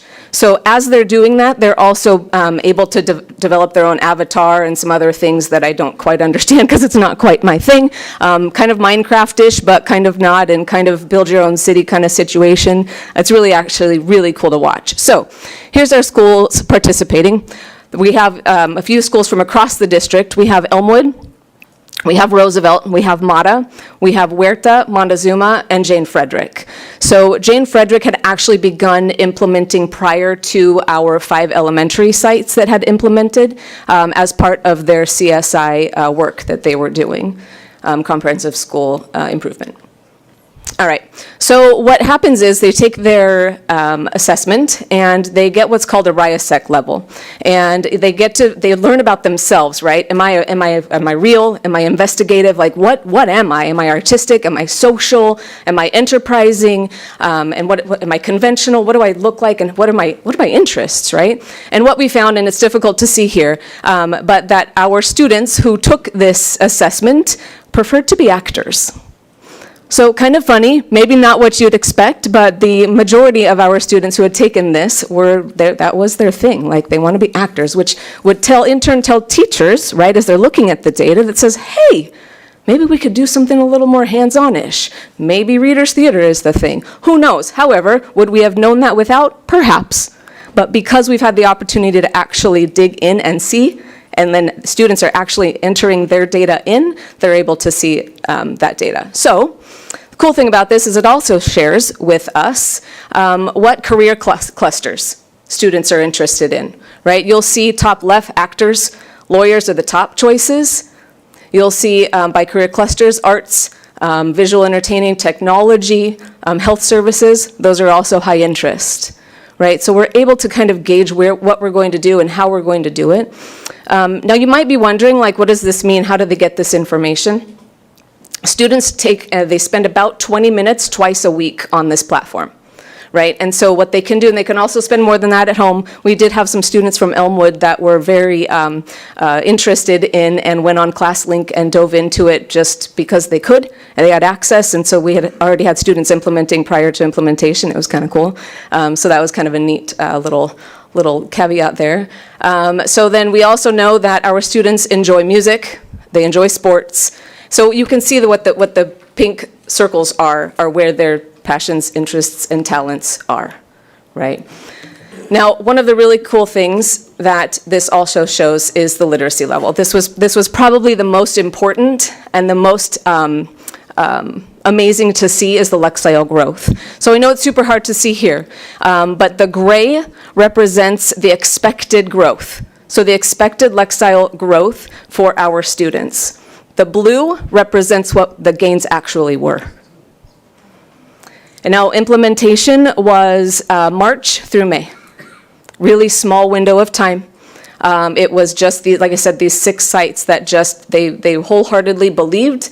They wanted to go in and see what it did for their students, what it did for their instruction, and what it did for their classrooms. And they were able to see this Lexile growth. It was quite exponential, and data shows it. So there's that.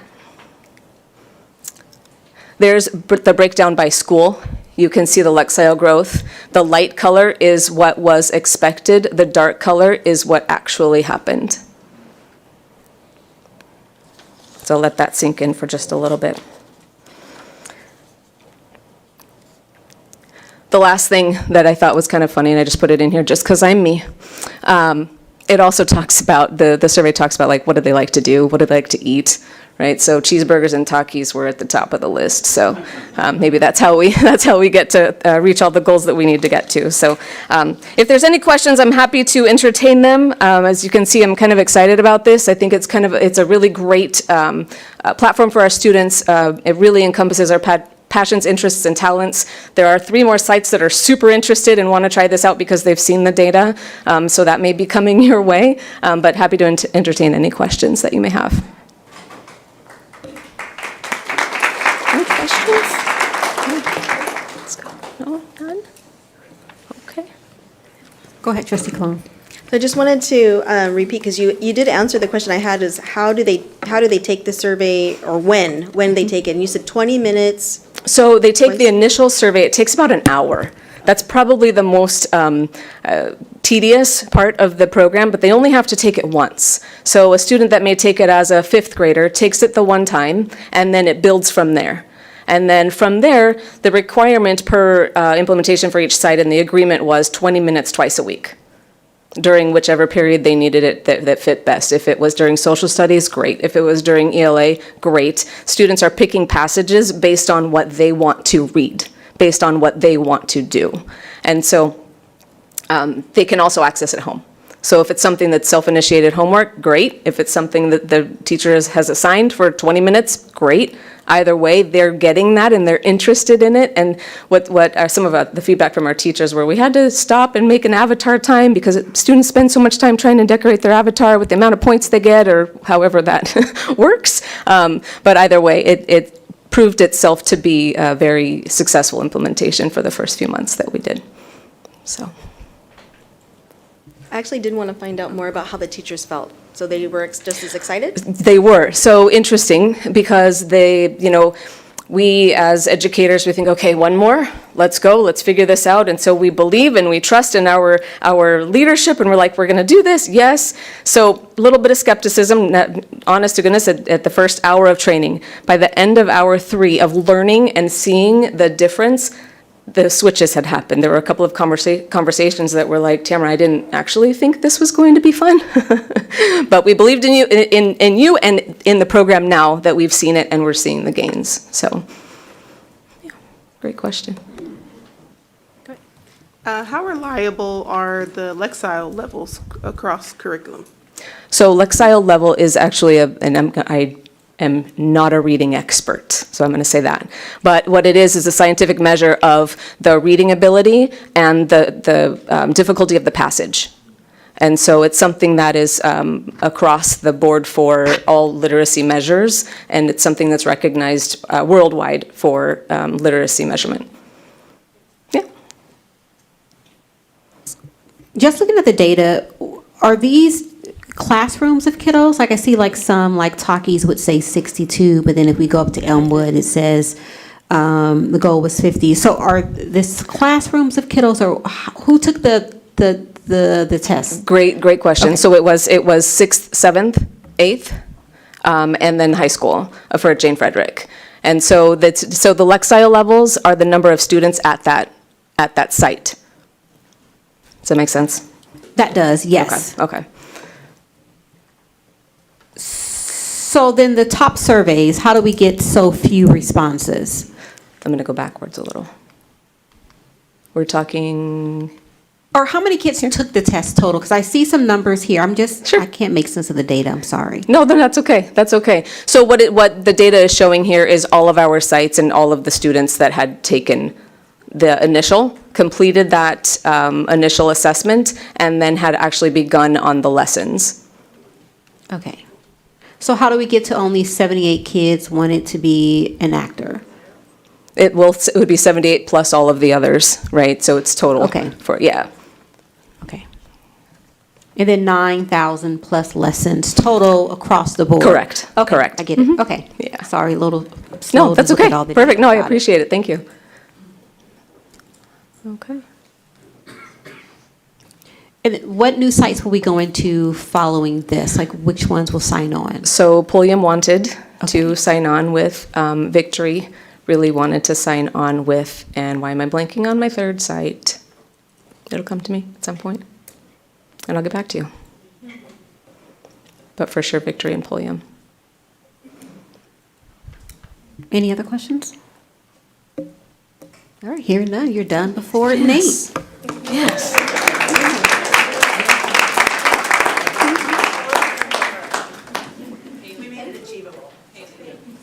For your presentation. All right, item 9.1, approval of the first and final reading for Board Policy Administrative Regulation 5121, grades evaluation of student achievement.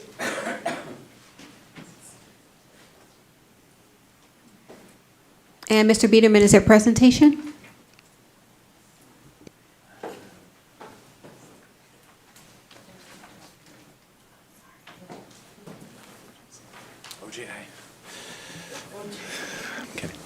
This is presentation. I have 45 slides that I'm going to condense to 2. I'm kidding. We're going to talk about board policy in AR 5121, a brief history. This was written in 2002. And if you know anything about grading policies, if you're following what CSBA in the state has done, districts throughout the state, if you're following primarily post-pandemic, and then what we are doing with our PLC training, we're really looking at this slide here. So we are asking the board to change the policy that if a student has a D in a course, we would like them to, if they choose to retake it, if they get a higher grade, we would give the student a P, and then we would take the lower grade out of the GPA calculation. Currently, if you get a D, it's there for life. It's calculated into your GPA, there's no recovery. We also want to, if they fail a course, because we have freshmen that come in, biology is one of our highest failed classes, and maybe they weren't ready for high school, but they mature, sophomore, junior, senior year, they figure it out, they want to retake the course, we would allow that to happen. We would take the F off, turn it into an R, take it out of the GPA calculation, and then give them the higher grade. It allows them to recover their GPA, which many districts around us have done throughout the state. Right now, our grading practices hurt kids, and this is step 1 into how we allow them to fix it and recover GPA if they choose to. They still have to retake the course. They still have to get a higher grade. And then on the other side of the slide, you have the AR, which is just really talking about the excused piece if they do miss a course, just cleaning up that language a little bit. We do have other work to do on the AR. If you're looking at standard grading scales, that is going to be down the road as we engage our partners with STA. But this is what we have worked with our principals, our counselors, student services, ed services, etc. And questions?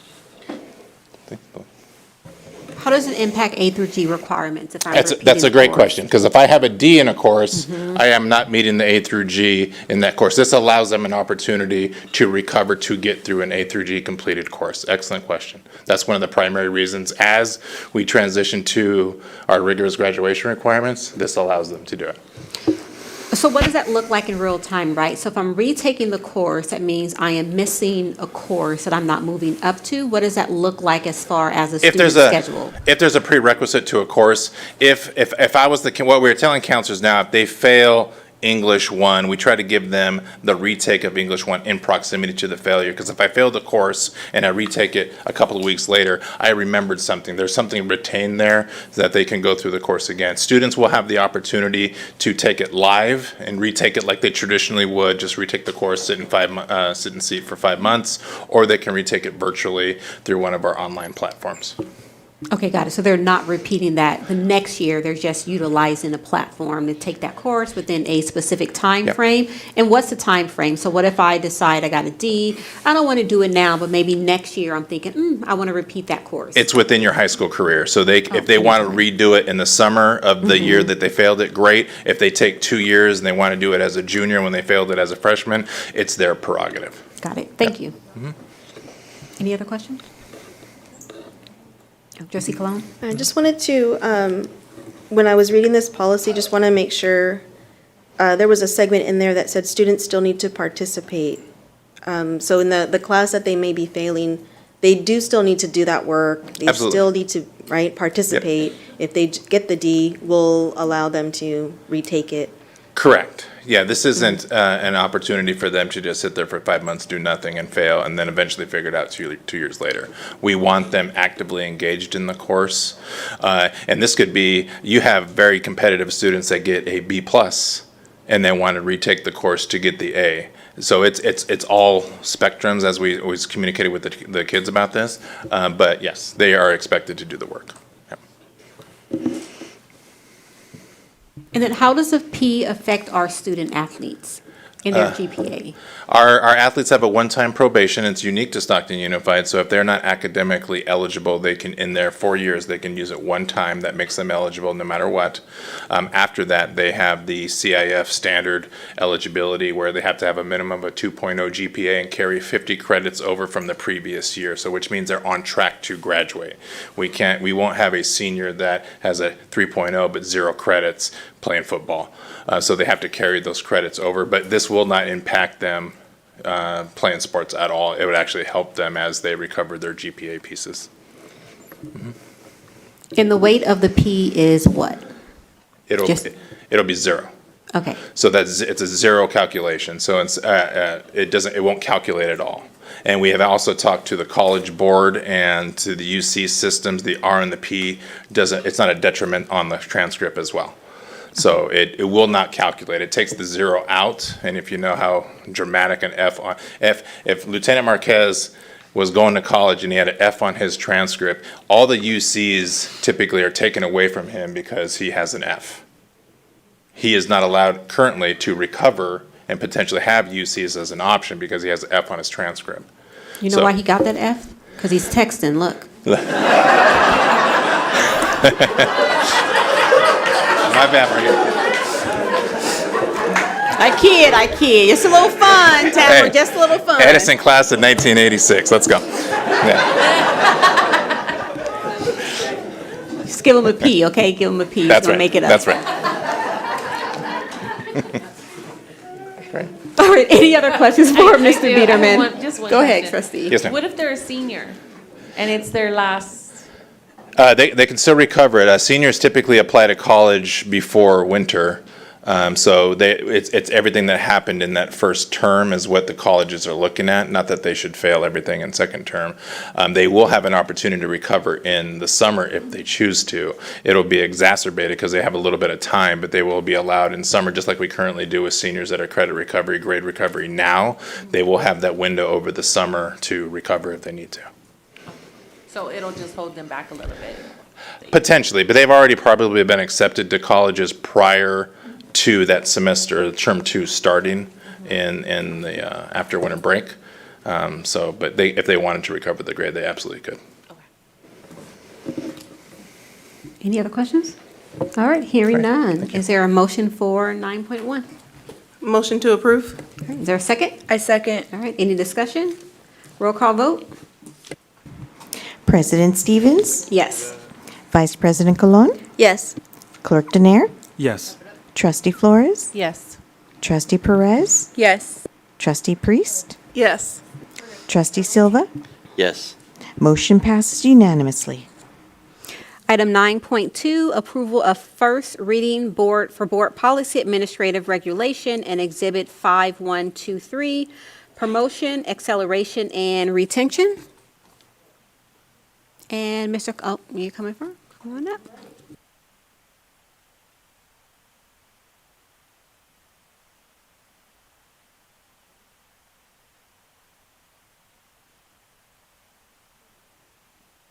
You got to do a little dance and then it comes on. There you go. And then press it again. There you go. What Yay! I mean, you know, the other site was Hazelton that I blanked on earlier. So I'm glad I had a second opportunity to shout them out. So there we go. Okay, so Board Policy Admin Reg 5123 is promotion, acceleration, and retention. And our board policy, I believe, was from 2007. So thank you for the opportunity to work alongside of you to work out the AR. So currently, we don't have any changes to the board policy itself. Board policy itself there's not changes as it relates to California Ed Code. Where we need to make some changes is in our administrative regulations. So currently, our AR specifies an SST is the only method by which a student will be retained. Very loose, it's one paragraph, and allowed for a bit of discrepancies between sites and what it meant to our counselors, what it meant to student services, what it meant to our students, what it meant for our teachers. We needed to align what our admin reg look like as it relates to our new MTSS process that we have in place that we've worked with student services alongside to make sure that our tiers are clear about expectations at each of the tiers and what our students should receive along their way if they are struggling. So it's clear, and I believe there's maybe 4 paragraphs at this point versus the 1 for each of the tiers that students will and school sites will follow in order to remediate prior to having to retain. As we know, retention wouldn't be the ideal, and so we want to make sure that all of the supports are in place prior to the consideration for retention. And if there's questions, I'm happy to take them. This is a first read for us this evening. All right, any questions for Ms. Fernandez? All right, seeing none, thank you so much.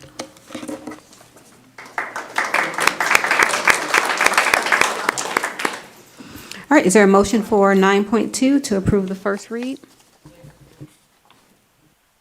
Motion to approve. All right, is there a second? I second. All right, discussion. Hearing none, roll call vote. President Stevens? Yes. Vice President Colon? Yes. Clerk Denier? Yes. Trustee Flores? Yes. Trustee Perez? Yes. Trustee Priest? Yes. Trustee Silva? Yes. Motion passes unanimously.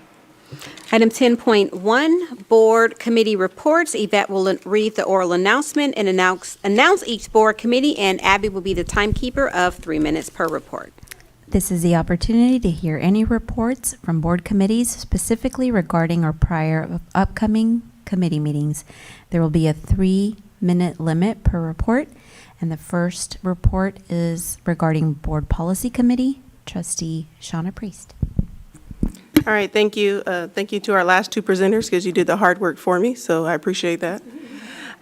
So we were able to have some important discussions centered around student success and equity, as you heard. We reviewed the grades evaluation of student achievement policy, emphasizing the importance of grading with equity so that all students are supported and evaluated fairly. In addition, we examined Stockton Unified's policy on promotion, acceleration, and retention, ensuring that these practices are applied with consistency and transparency. We definitely believe that it's vital to keep our community informed about these conversations. Policies around grading and advancement are not just procedural, they directly impact our students' opportunities, confidence, and future success. Transparency in how these decisions are made helps build trust and ensure our families have a clear understanding of this process. So I thank you for your continued engagement and partnership as we work together for the success of all of our scholars in SUSD. Thank you. The next committee is our Black Students Thrive Committee from President Kenitha Stevens. Thank you. So we had our BST meeting this past week, and kind of what the California dashboard reports that if students are struggling for 3 years, that there should be some intensive supports that move our kiddos in the right direction. So Dr. Rogers provided a beginning stage of what that plan will look like to support our kids, making sure that there's additional dollars to support tutoring, making sure that we have community organizations at the table that could help us lift up the work. And probably the big piece is making sure that our kiddos are in school, because we know when they're not in school, there's a lot of learning loss that accompanies that. So when they do come back to school, teachers are having to really make up what they've already learned. So making sure that our kiddos are in school. I would like to see some additional support around making sure that our clergy are at the table. A lot of these kiddos will be connecting to our faith community, so bringing our clergy to the table to be a reinforcement to ensure that families are getting their students to school. We know that when parents struggle, the kids ultimately struggle too. So looking at some more of those supports to go into the Black Student Thrive Plan to make sure that our kiddos are showing up and that they're learning when they are on the district's time to be here in school. So look forward to more conversations around what that plan will look like, and then we want to make sure that we have more partners at the table to accompany the good work that's happening at Stockton Unified. Okay, that concludes board committee reports. All right.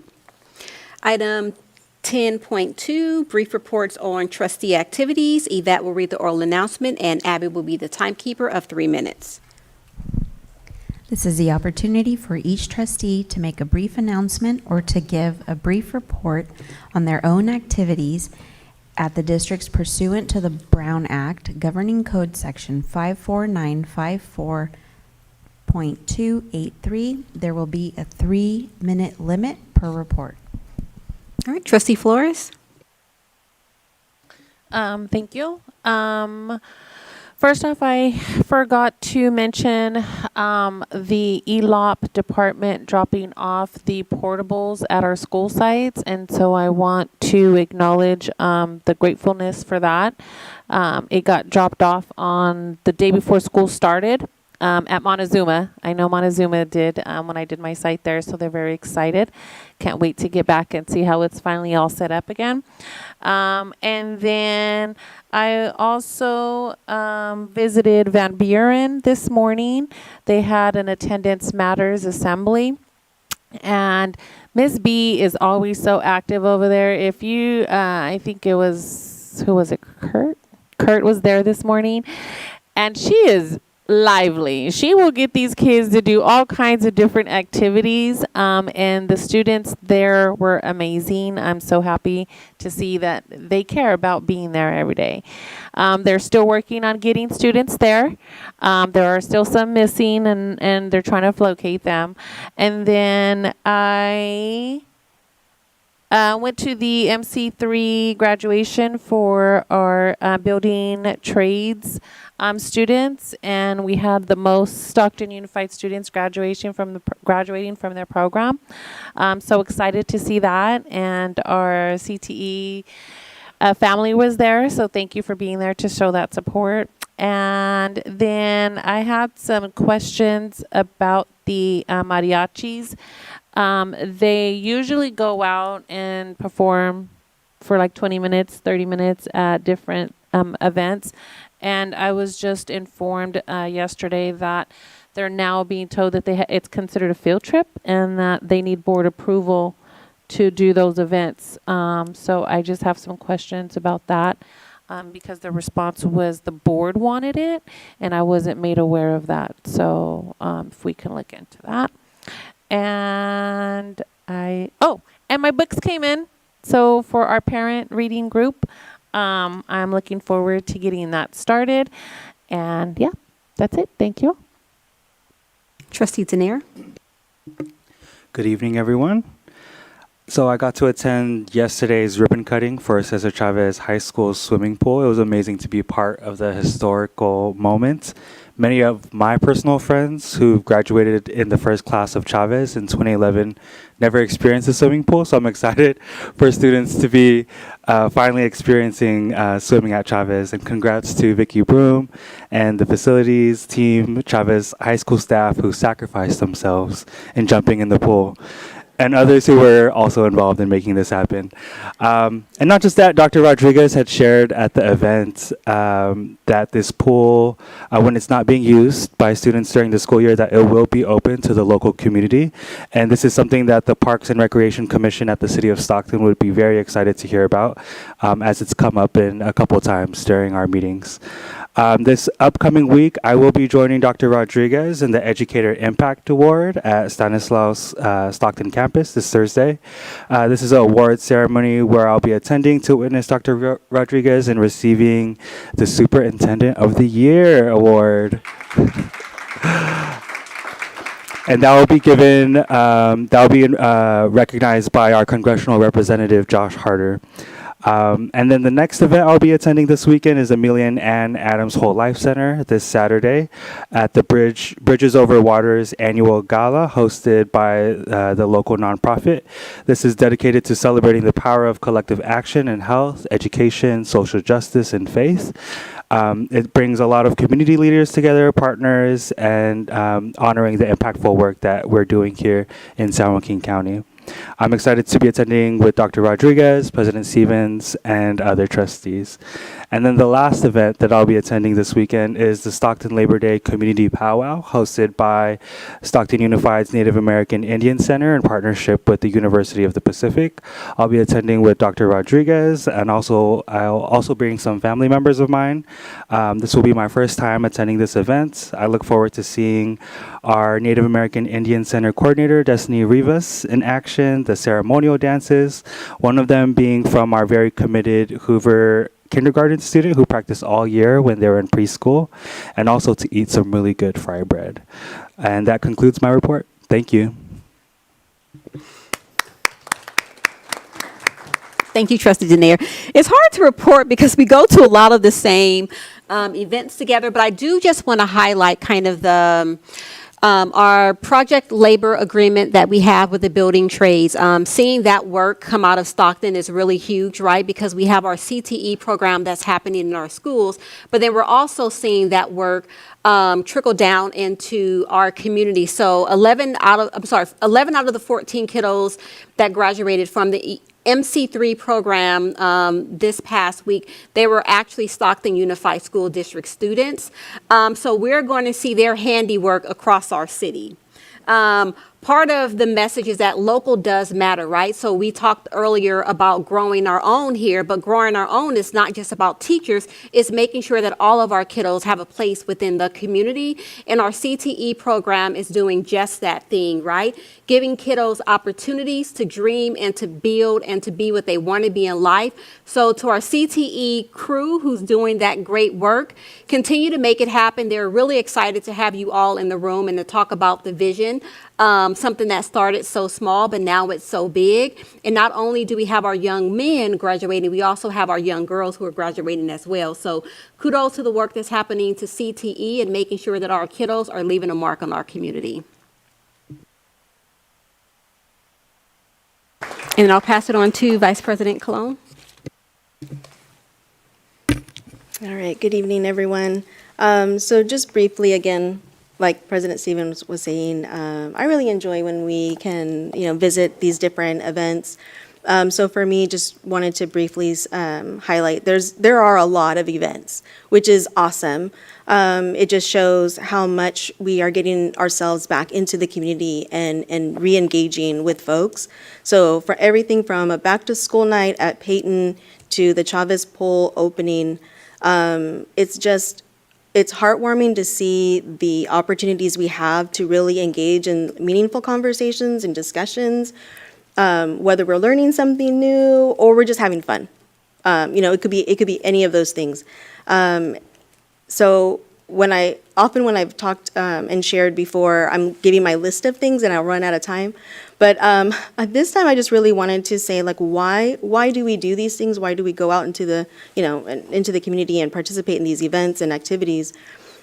For me, it's because when I'm out there and I show up, it's an opportunity to listen and to learn what our folks are excited about. What are they wanting? And then bring that back to this role and the decisions that we have to make here.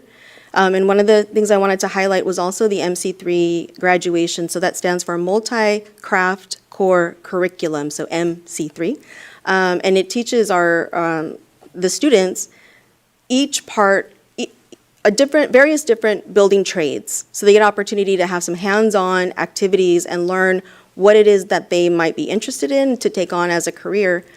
And for us to show up at these events, or other events where we're meeting our union leaders, meeting our business partners, it's an opportunity for us to listen to what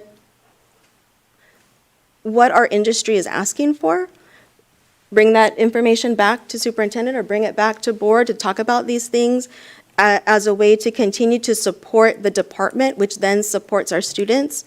So it's very important when we show up to listen, to bring it back, to talk about it amongst ourselves.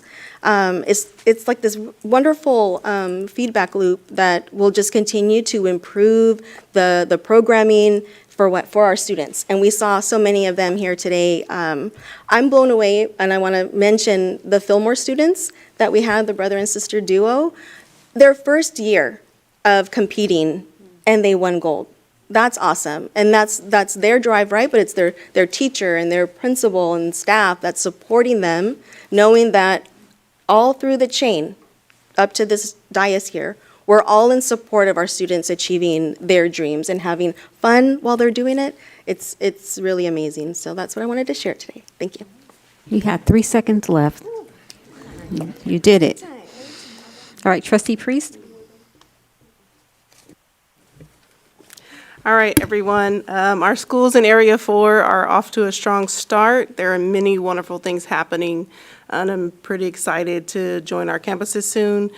We have PTA events and fundraisers to on-site activities, and campuses are buzzing with energy and engagement. This week, Hoover is excited to welcome Dr. Rodriguez on Thursday for their site visit and showcase all the great work that's happening on campus. iReady testing is underway across our schools, and we're eager to use the data to dive deeper in supporting our schools and ensuring their success.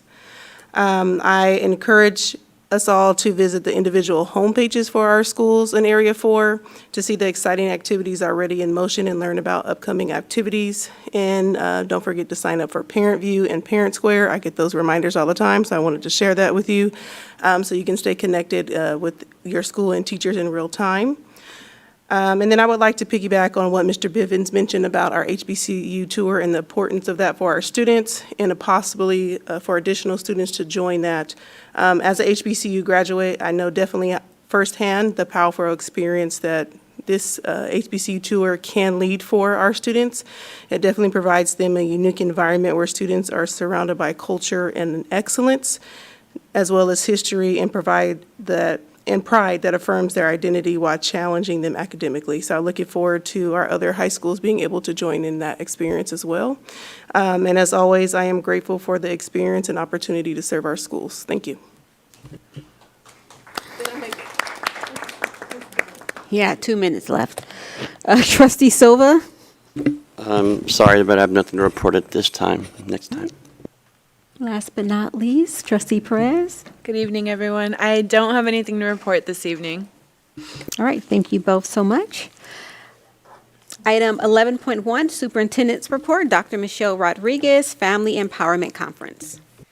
Yes, so before I get to the second annual Family Empowerment Conference, we're going to be bringing up hopefully the pictures. So what we do each month is we go out and we recognize one certificated, one classified, and one management. We provide them with a mini poster or banner, and then also my favorite flower, which is an orchid. And so we go out and provide it. So we went, and you're going to see in just, are they going to be able to bring up the website? No? Okay. If you go on our district website, you'll see that this month we recognize 3 people. So Mr. Tolentino, who is a math teacher at Edison High School, Trini Heckerman, who is a food service assist at Chavez High School, and she was so sweet because she was like, "Oh, I don't take pictures." And then as we were leaving, she was taking pictures with each one of her teammates. So it was a really big deal for her. And then I know she stepped out, but she was sitting here a little bit ago. Sergeant Angie Andrew from our SUSD PD for the management piece is who we recognized. And so if you go on our district website, you will see our pictures of that. All of cabinet goes out with me, and so it's a great thing. And you can see past winners as well. Okay, so now soon we're gonna show a video. So we were able to have hundreds of families. Actually, I think we're almost at the thousands. We know we're at least at 1,000 because of the number of tickets. So we had a great turnout. Our first family empowerment conference, this one did it up even further. And so here is some views from that.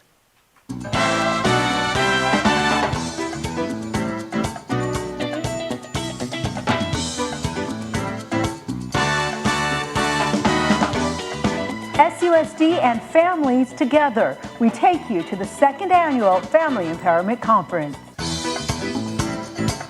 A lot of smiling faces at SUSD's second annual Family Empowerment Conference. So today is about whole child, whole family, whole community. And to the Republic of which SUSD's Family Resource Center hosted the event that attracted more than 1,500 families. An event that had student performances, food trucks, resource booths, book signings from author and newsmaker Leticia Ordaz, her son Maxim, and author Jasmine Williams. So it's about us partnering with our parents, partnering with our leaders, partnering with our organizations throughout the county, throughout the city of Stockton, and really making sure that parents know that we're there for them, students that we're there for them, to support them in all aspects. Recently, I see there's a lot of opportunities. Like I got to this Advent institution because we're an Advent demonstration school, and like funded by SUSD to help us go on these field trips, look at colleges. So I think that's really nice. We want to try and get this to happen as soon as we can. The Family Empowerment Conference had workshops and prizes. Things like this, take advantage of and just come out and just get the experience and use the resources that you come by. Including backpacks for participants. Stephanie Galindo. And bikes for lucky families. Today is about family engagement. It's about support, making sure that our families can navigate their kiddos' education. I think it's important to make sure that parents are at the table when we talk about decisions, when we think about their roadmap for success. Parents are a part of that, and that is the culmination of this event, giving our families the tools and resources to support their kiddos. SUSD focusing on the whole child, whole family, whole community. So it's glad that someone has our back. In Stockton, Melinda Meza Thank you for coming, everyone.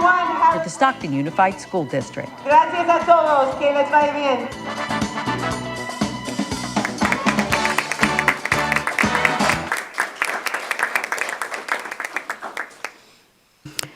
Thank you to the family engagement team, Dr. Rogers and the crew who put that event together. It was a huge event this year. All right, item 11.2, approval of the reclassification for the Director of Marketing Communications position to the new Chief Communication Officer position and updated classified management salary schedule. Is there a motion? Motion to approve. Is there a second? I'll second. All right, discussion? Hearing none, roll call vote. President Stevens? Yes. Vice President Colon? Yes. Clerk Donaire? He stepped out, absent. Okay. Trustee Flores? No. Trustee Perez? Yes. Trustee Priest? Yes. Trustee Silva? Yes. Motion passes 5 yeses with 1 absent, Trustee Donaire, and 1 no from Trustee Flores. Item 12.1, approval to renew the contract with Avid for educational services for the 25-26 school year. Is there a report, Mr. Klappenbach? No report? Okay. Is there a motion? Motion to approve. Is there a second? I'll second. Any discussion? Hearing none, roll call vote. President Stevens? Yes. Vice President Colon? Yes? Clerk Denier? Yes. Trustee Flores? Yes. Trustee Perez? Yes. Trustee Priest? Yes. Trustee Silva? Yes. Motion passes unanimously. Item 12.2, approval of an agreement to furnish consultant services with Think Together for the 25-26 school year to enhance high school expanded learning opportunities program, ELOP, for support positive youth development. Is there a motion? Motion to approve. Is there a second? A second. All right, discussion. Hearing none, roll call vote. President Stevens? Yes. Vice President Colon? Yes. Clerk Denier? Yes. Trustee Flores? Yes. Trustee Perez? Yes. Trustee Priest? Yes. Trustee Silva? Yes. Motion passes unanimously.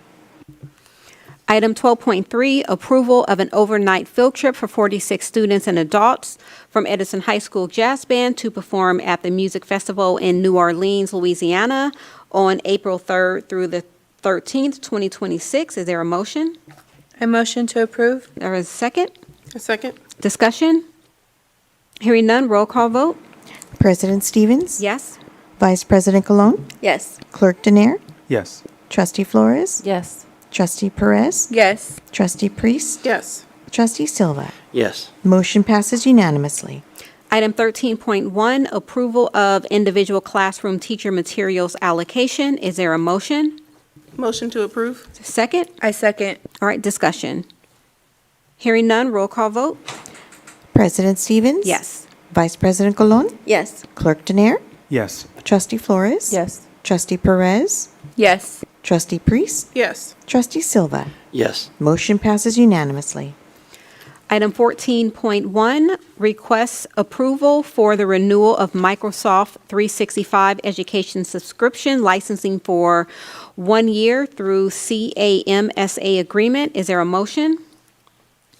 Motion to approve? Is there a second? I second. Discussion? Hearing none, roll call vote. President Stevens? Yes. Vice President Colon? Yes. Clerk Denier? Yes. Trustee Flores? Yes. Trustee Perez? Yes. Trustee Priest? Yes. Trustee Silva? Yes. Motion passes unanimously.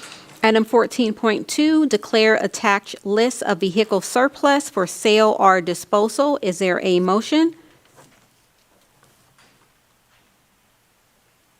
Motion to approve? Is there a second? I second. All right, discussion?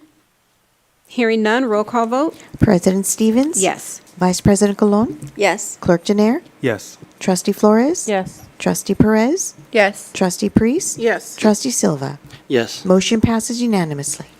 Item 14.3, approve the agreement for the independent inspector agreement between the Stockton Unified School District and A-Plus Inspection Services, Inc. for bus charging and infrastructure, SUSD Transportation Yard Project. Is there a motion? Motion to approve. Is there a second? I'll second. All right, discussion?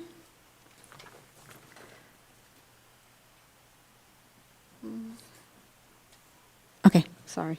No discussion. I was going to, but no. All right, roll call vote. President Stevens? Yes. Vice President Colon? Yes. Clerk Denier? Yes. Trustee Flores? Yes. Trustee Perez? Yes. Trustee Priest? Yes. Trustee Silva? Yes. Motion passes unanimously.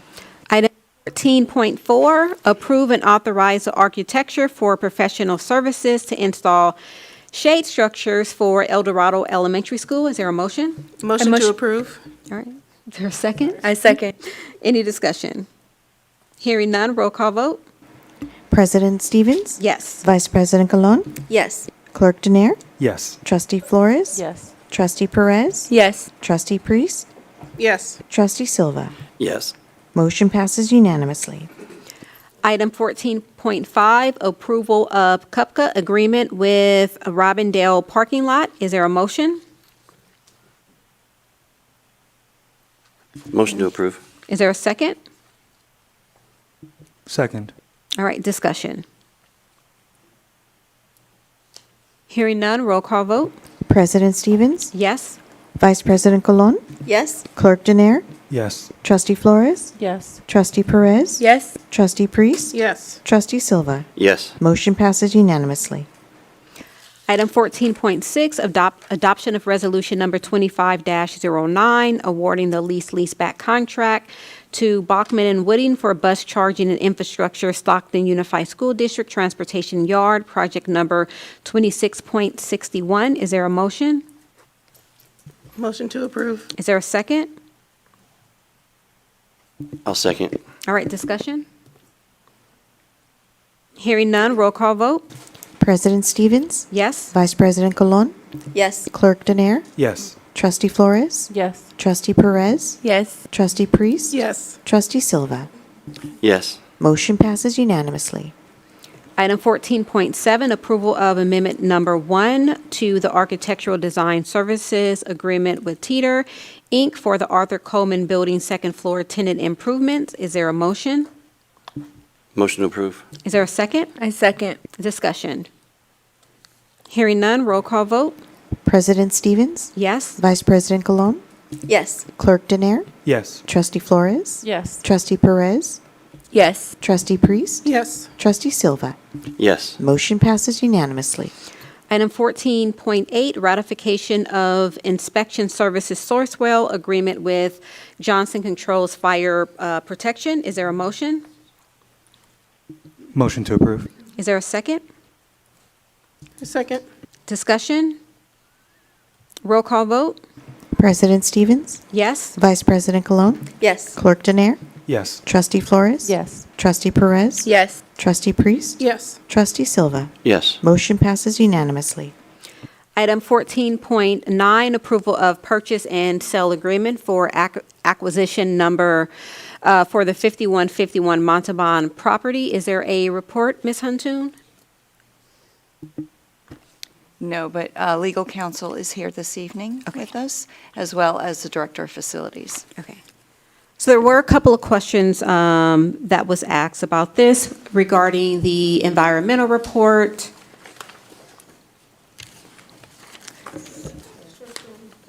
Oh, structural, okay, sorry, I was looking for my notes, sorry, go ahead. Yeah, I wrote some of those notes down. Okay. Thank you, Kenithas, President Stevens, Superintendent Rodriguez, Board. And one thing I do want to say is I forgot yesterday at the pool ceremony, and I'm sorry, I'm going off track. Thank you to Thomas Argonda's Nutrition Services Department. Their food is amazing, if you guys ever, and they do, what I understand, private, other than school district meals or catering? We'll talk later. Yeah, so that might get to it. Sorry to interrupt that, but yes, there were some questions, and first of all, this building is a metal framed building with concrete, so it's we've had lots of inspections done on the building. Another question was about the CEQA and CDE. Well, it's not an educational building, it's an administration building, so those things would not be necessary. Other questions were what is going into that building, what departments, and right now what would go in there is the reprographics department, which is currently located at 701 Madison, which that building, as you all know, is vacated in there in the basement. Not really basement, but bottom floor, and it's just it's not conducive for that department any longer. And also, we would move technology to that building along with FRC and dispatch for the police department, because that building has a generator. So if the power ever went out, that wouldn't affect the police dispatch communications level. Where they're currently located, if the power goes out, that is not good for the communications. Let me add anything. And this is Christine Vanis. She works for DWK, our attorneys, and she's been involved with this negotiation since the beginning. Okay, there was also a question that came up about earthquake safe. Yes, it's earthquake safe. And what about ADA? Yes, ADA. Okay. We're ready. Yep, come on up. Good evening. Thank you for having me. My name is Christine Vana. I'm an attorney with Dennis Williver Kelly. I just would like to piggyback on what Vicki was discussing about the district performing its due diligence. Since the district entered into the letter of intent back in March, that allowed district staff to enter the property and conduct their inspections. The district is also finalizing their Phase 1 environmental site assessment that ensures that there is no environmental hazards on the property, in the soil, or in the groundwater. I'm happy to entertain any other questions. So with the Phase 1, should that not be done? When should that be done? Or completed? It should be completed during the district's due diligence period, and the district is currently ahead of the game because district staff and consultants were able to enter the property before approval of this purchase and sale agreement. This purchase and sale agreement does allow the district up to 45 more days of due diligence activities. So beginning upon the board approval, if the board chooses to approve the agreement tonight, it lasts for 45 days, so until October 10th. And then the district has the option to extend that due diligence period by 15 more days at no cost to the district.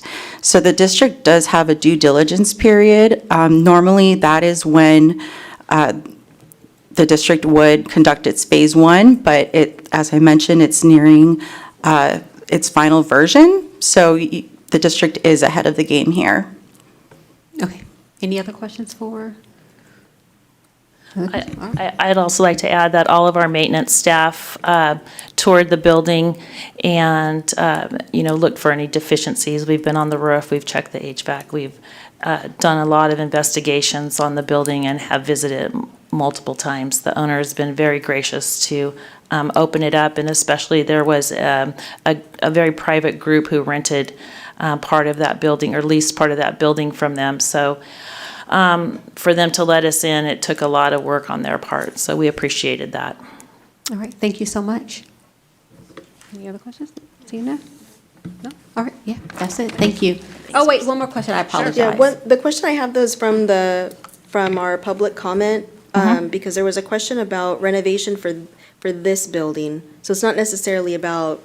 Yeah, so renovation for this building currently, we call it the Google Room, and as you saw, Teeter Architect is the architect in that, and it's currently ongoing, and we will be opening bids tomorrow to renovate that office space.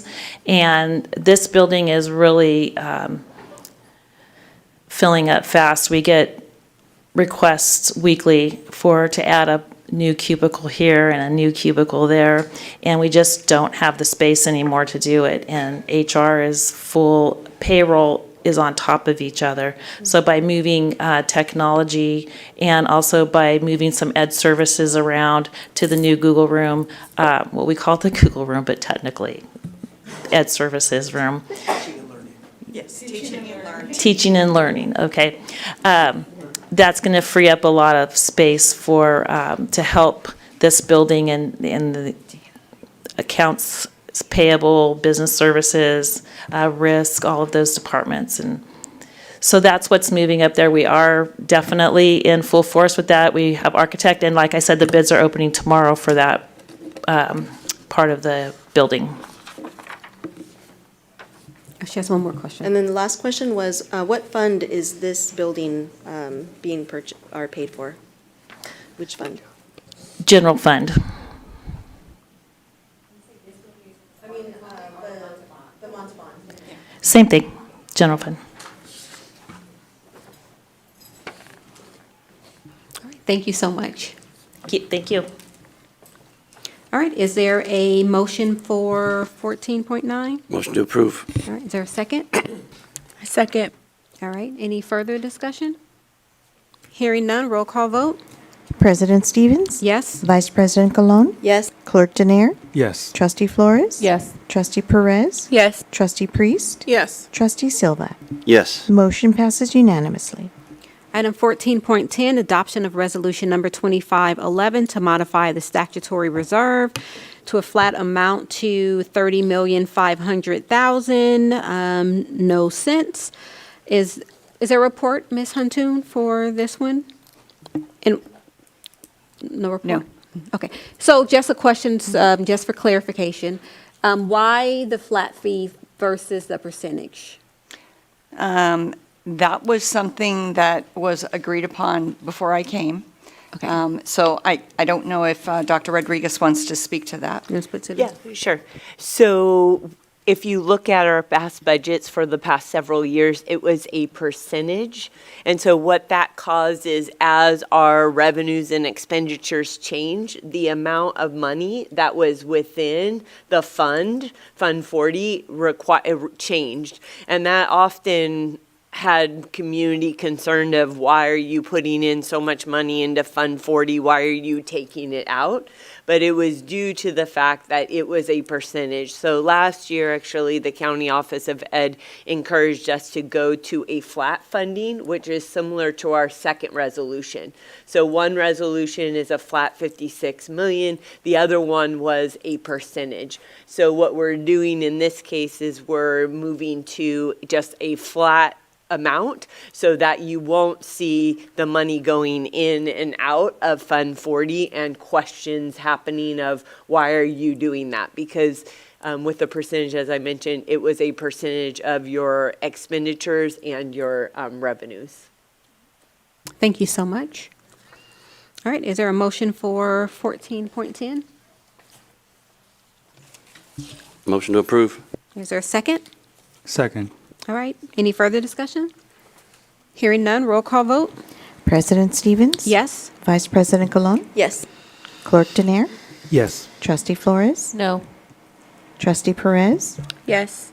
Trustee Priest? Yes. Trustee Silva? Yes. Motion passes 6-1 with Trustee Flores voting no. Item 17.1, I would like to adjourn the meeting at 8:09.